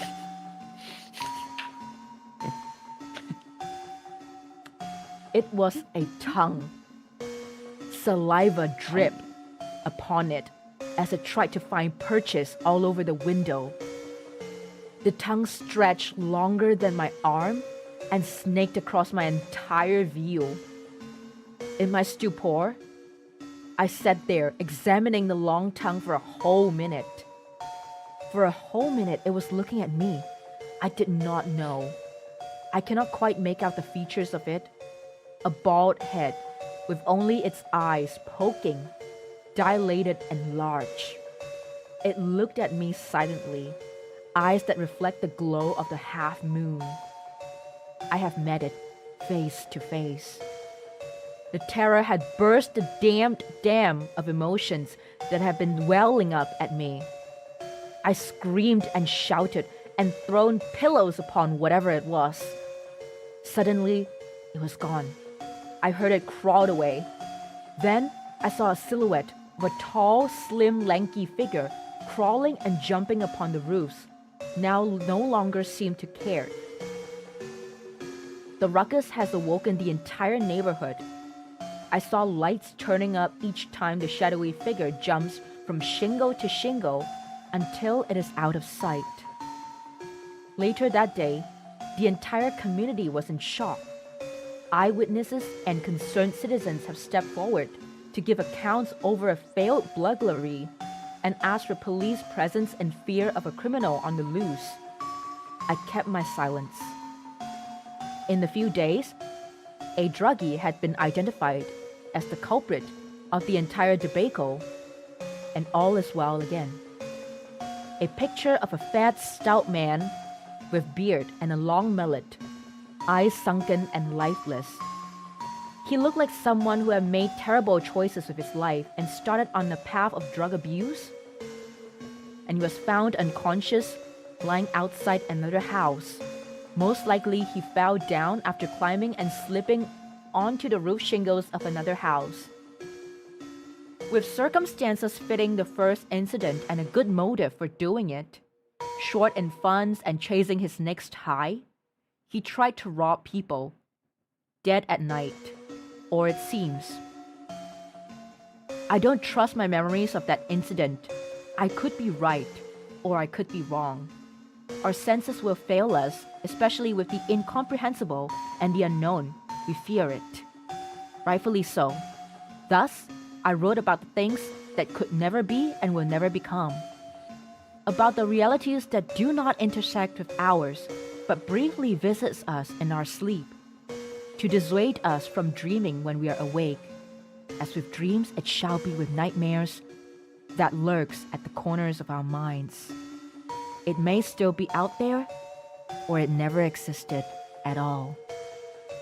And that's the end of the story. Ooh, that was so well written. Oh my god. This is actual. Like this was something that happened to you, right? Holy shit, that was a beautiful piece of narrative. And I've seen in chat someone said it's the tick tick tick tick tick. Let me search up what a tick tick is. Tick tick. Okay. Ooh. Okay, if that thing appeared like right in front of me, I would have screamed my loudest scream. That's actually pretty creepy. So, it's an entity with... Titik means a dot in Indonesian. A dot. But yeah, this is tick, tick, tick. It probably was a drugged out robber. But it was something you thought you've seen. And you saw its tongue. It can't... You can't have just imagined it. But we'll never know. We'll never know. I'm guessing it didn't appear or show itself again after that incident. I find it like the Philippines, you guys have some pretty crazy ghosts. Some pretty crazy entities. Drugs don't make your tongue long. No, they don't. I do not know. I do not think they do, yeah. I do not think they do. Well, long tongue, you know. But yeah, like, I feel like Filipino folklore and Indonesian folklore, you guys have some pretty crazy, like, ghosts. Yeah. Completely crazy. And I think I've watched some Indonesian and Filipino horror movies, and they are pretty fucking scary. Yeah, they are. Got a Have I Thai told you horror guys movies about and the all that one shit. time? I think I've told you guys about. Oh my god, I keep like, I'm like a old little old lady that just keeps like recounting like what. If I told you about If I told you about this time, when I was younger, I went to the cinema. I went to the cinema with my 2 other friends, and we decided to catch this. I think it was a Filipino horror movie. I think it's called The White Lady. Yeah. The White Lady. Oh. The white. No. Oh, okay. We weren't supposed to catch that first. I think we were okay. Your grandma's memory not right. Sorry, my memory is failing me. It's failing me. Okay, so we were supposed to catch this horror movie about a train or something. And when we went into the cinema, the theater, it was only the 3 of us. Oh. So, yeah, it was only the 3 of us. There was no one else there. Only the 3 of us watching the fucking horror movie about the fucking train, right? So, 3 of us, we were scared shitless, and we were like, is there no one else who's gonna come into the theater? And so we made a sneaky but bold decision. So the 3 of us girls, we decided to sneak into the other theater hall, the other movie hall, and turns out they were playing another horror movie in there. Yeah, and guess what? This horror movie was a Filipino, or was it Indonesian? I can't remember. But it was it was a horror movie about a white lady. And yeah, we ended up staying in that movie hall and watching the entire movie. And that movie theater had like significantly more people, so we stayed. But I don't think I've told you guys that the cinema staff realized that the 3 of us were missing from the other hall, and it's only 3 of yeah, and they came looking for us, but they didn't manage to find us, which was pretty funny. It was pretty hilarious. So, yeah, it was pretty hilarious. Big Bang Matt, welcome. Good evening, Big Bang Man. Welcome. Eva, you should watch this Filipino movie, LRT, from Chic, Rattle, and Roll. It's a train station horror movie.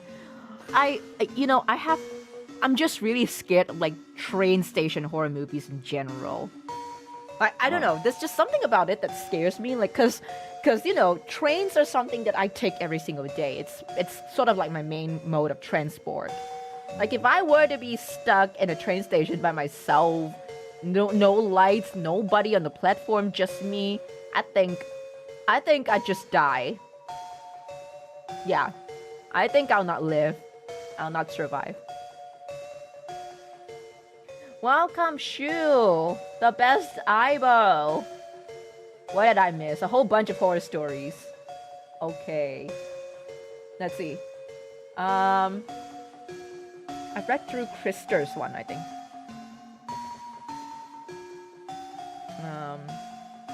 Let me load the response for this. Oh, Krister also wrote a poem.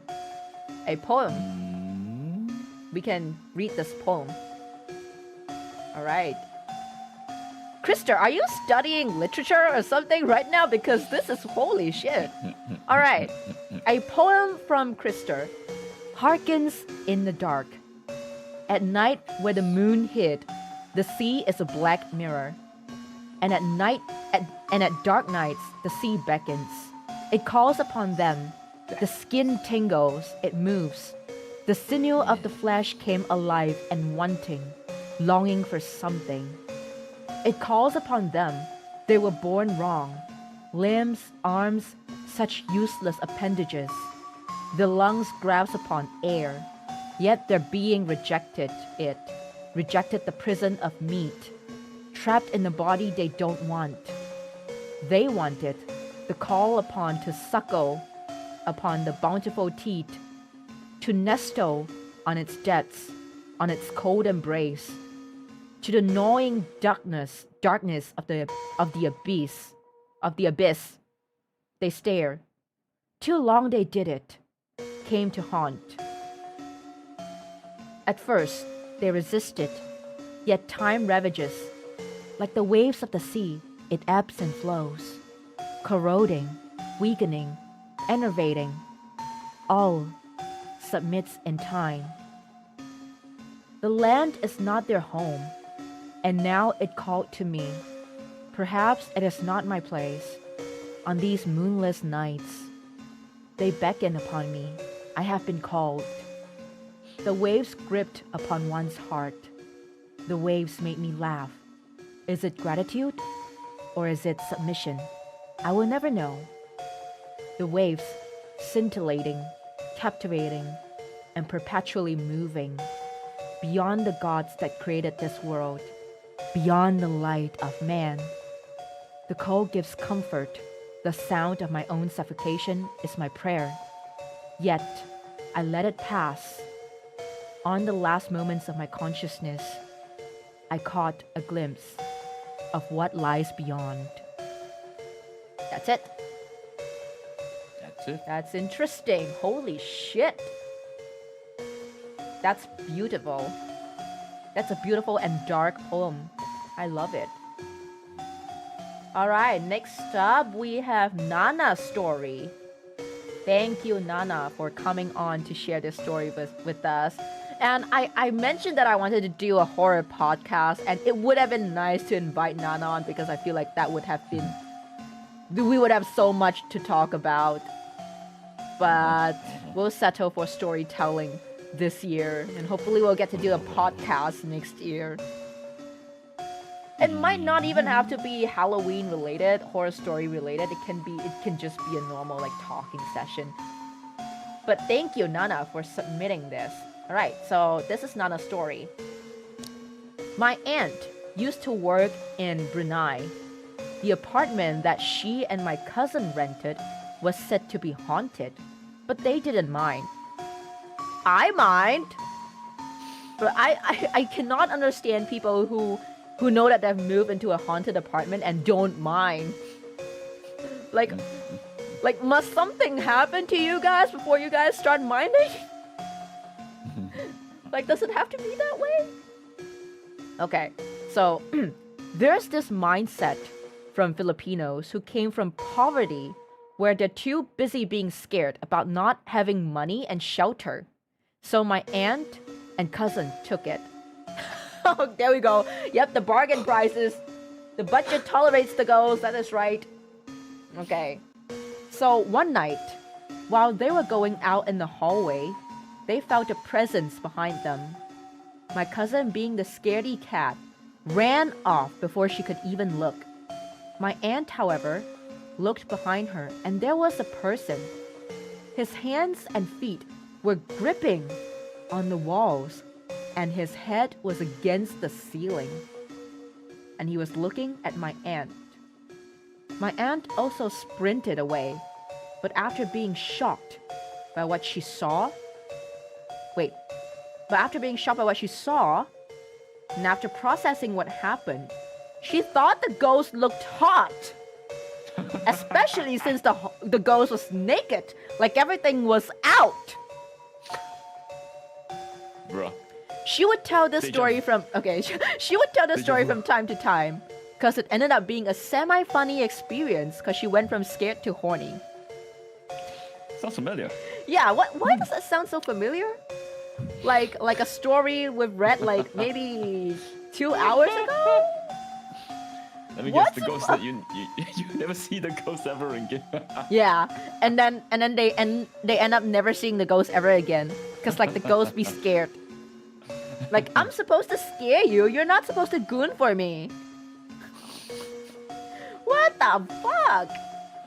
You see where I get it from. I see it. I totally see it. What's with you guys finding ghosts hot? Although, if I do see a hot ghost, the same might happen for me. Yeah.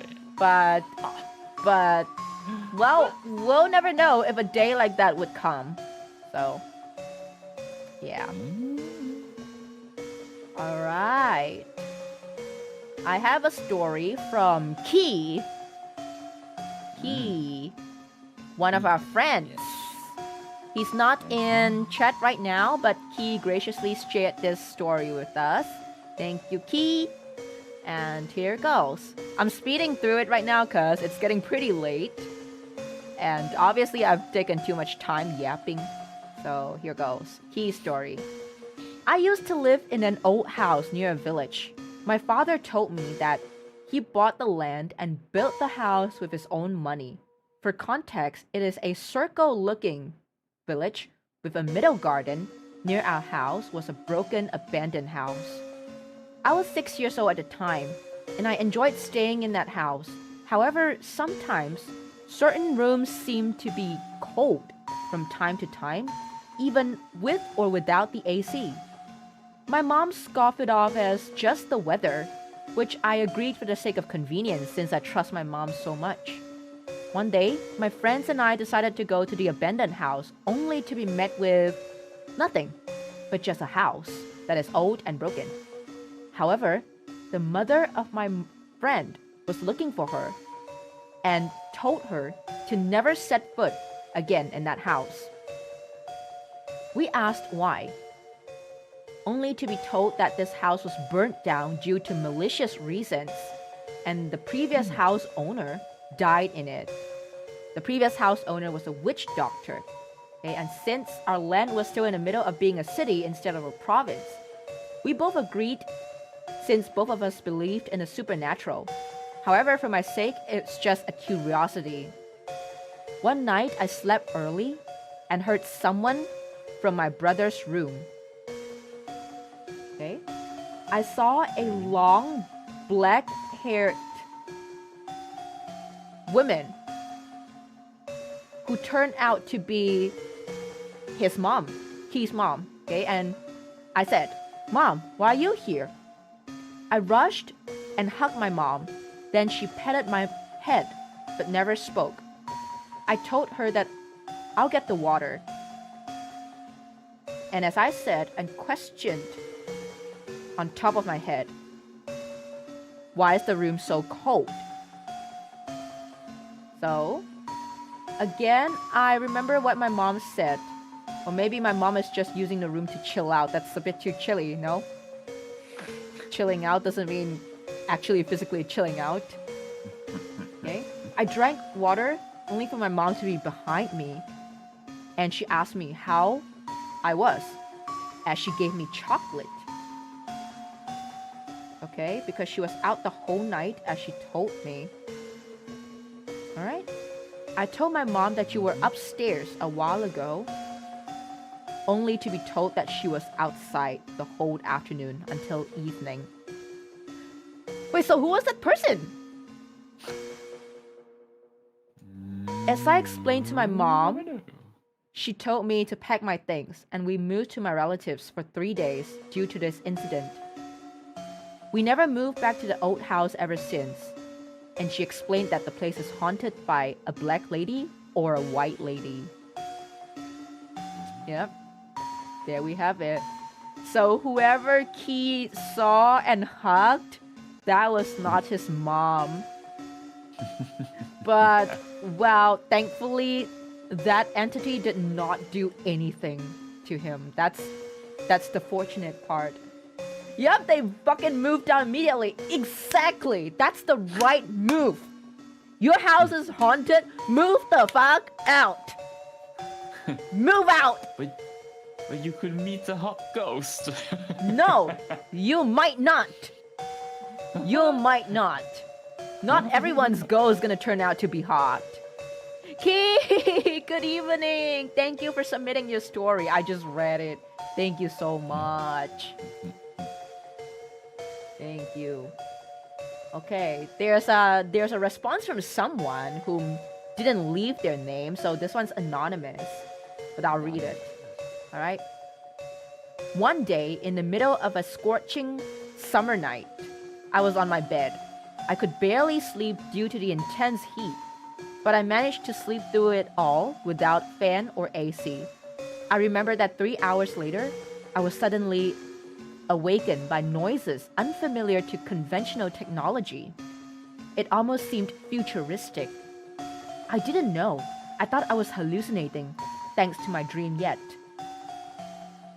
Wait, I thought I was hallucinating thanks to my dream?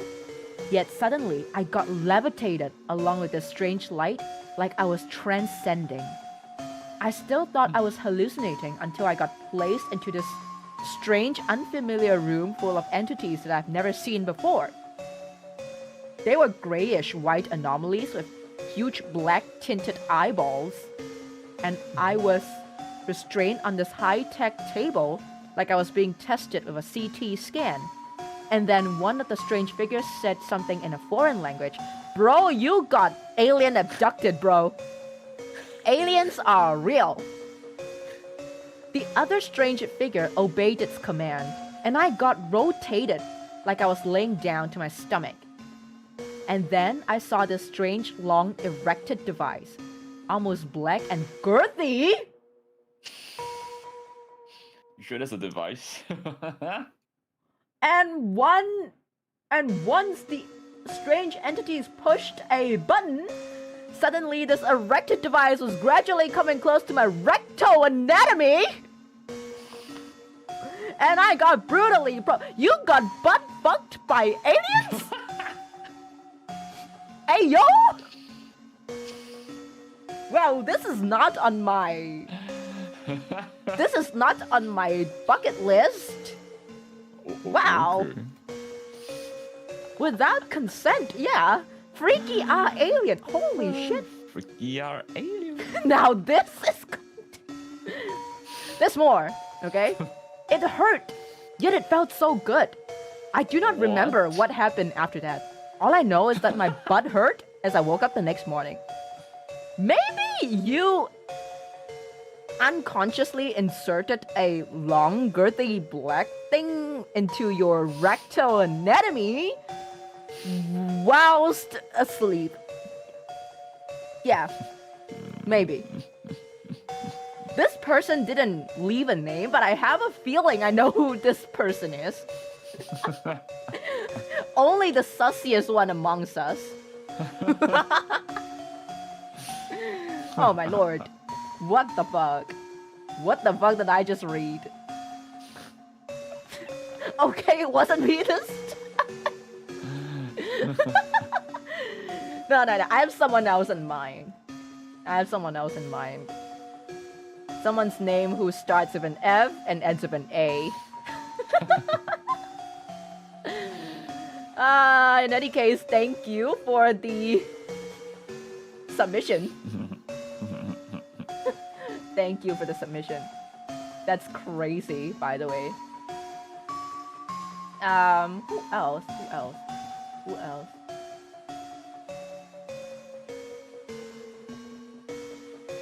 Oh, there's someone who's a friend of Steamer who submitted a story. This is going to be the last one, probably. I think I've still got a few, but it's pretty jumbled up, so. Oh, there's actually one from Feluca himself.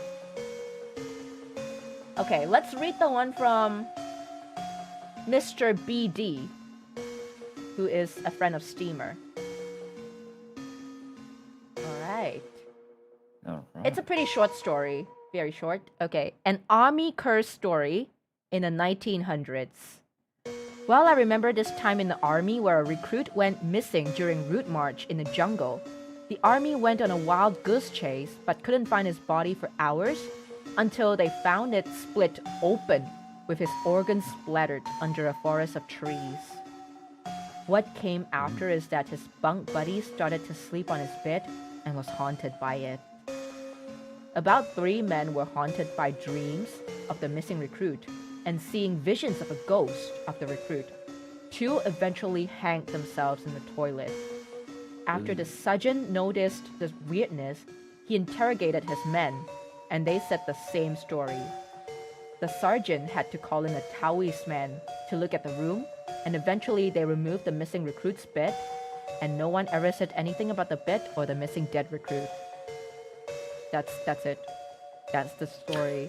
I find that like it's short story like that makes me like shiver the most. Really?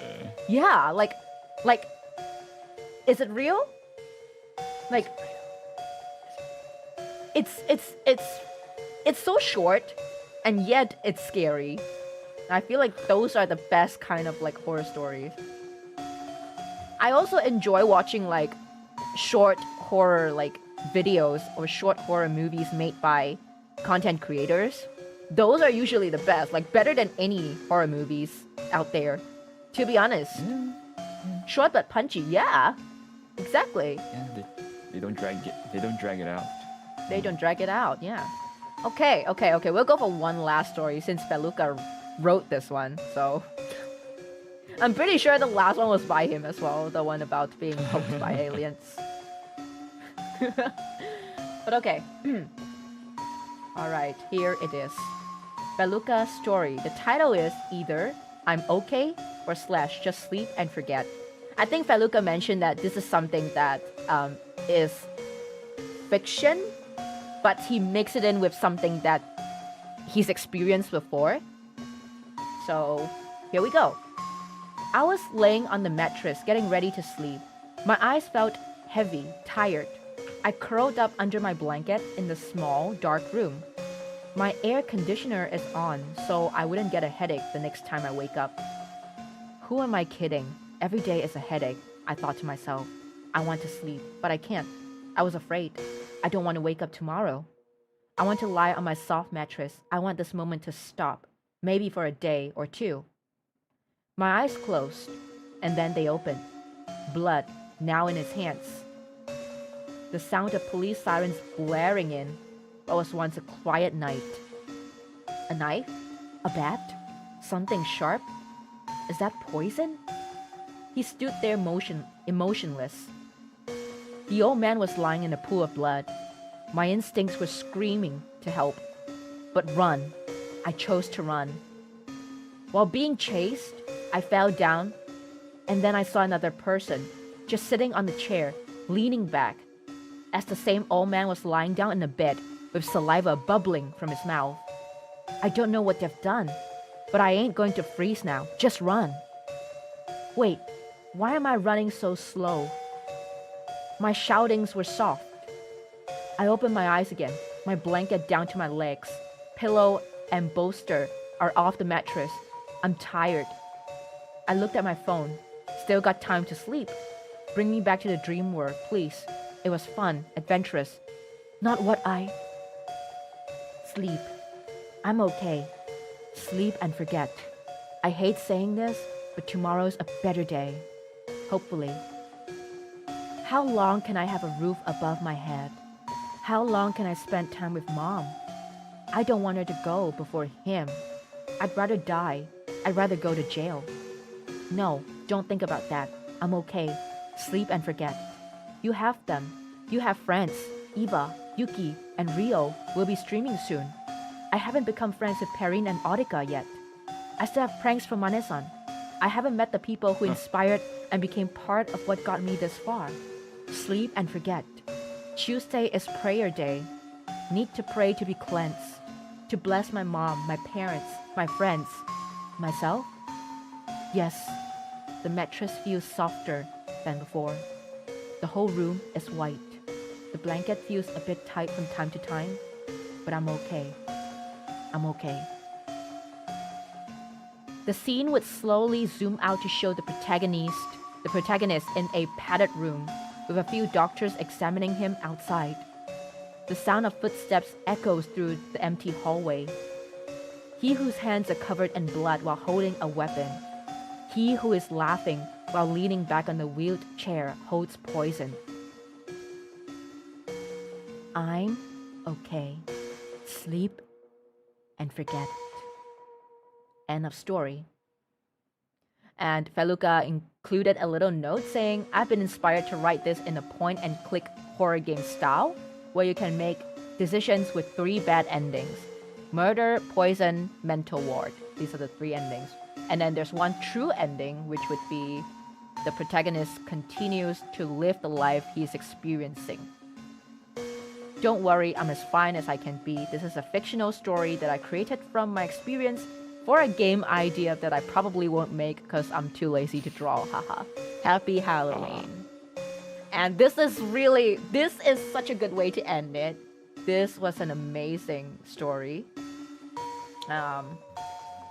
I know he wrote it with a little bit of his own experience, and I know he's assuring us that he's fine, but just know, Feluca, that if you ever need to reach out, we're here. And thank you so much for submitting this little story. I had fun reading it, and I can totally envision it to be a pretty spooky horror game. You know, like waking up from slumber and then finding out that you did something bad. Like, that's like finding out that you are the culprit behind something bad that has happened. Game promo, yeah!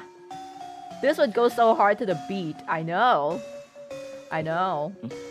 Alright, so that is it for all the stories. I think there are still some submissions that I left out, but some of them are just links to an image or a creepy story. I hope I've gotten most of it, though. And I hope that I've done my best to present everything in a nice, horrifying manner. And thank you to everyone who shared their stories with me. I have no idea how I got 17 responses in the end, but thank you. Thank you so much. And happy Halloween, everyone!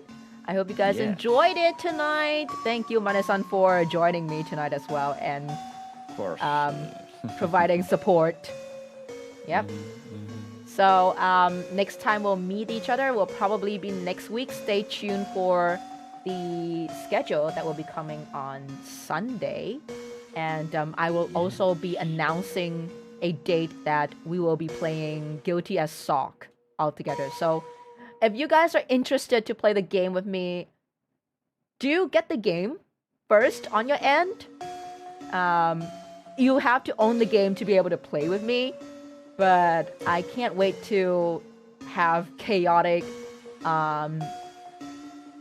loyally fun with you guys. Loyally fun. Before you go, can I say something? Absolutely. Considering how you're dressed as Xiao Phantom High, why didn't Mane-san dress as Sebastian from Black Butler? Why? I'm a book. You can be a bookler. Get it? I can be a bookler. Instead of butler, you can be a bookler. I see. Yeah. Well, he's drawn himself some really jank ass looking bandages and calling himself a mummy. So if you guys would accept that, that's his Halloween costume. Yep.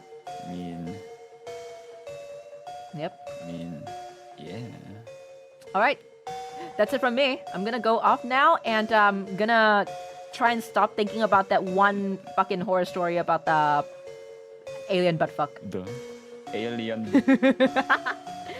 Alien butt probing session. Yeah, I'm gonna try not to think about it. Yeah, that's try being the keyword.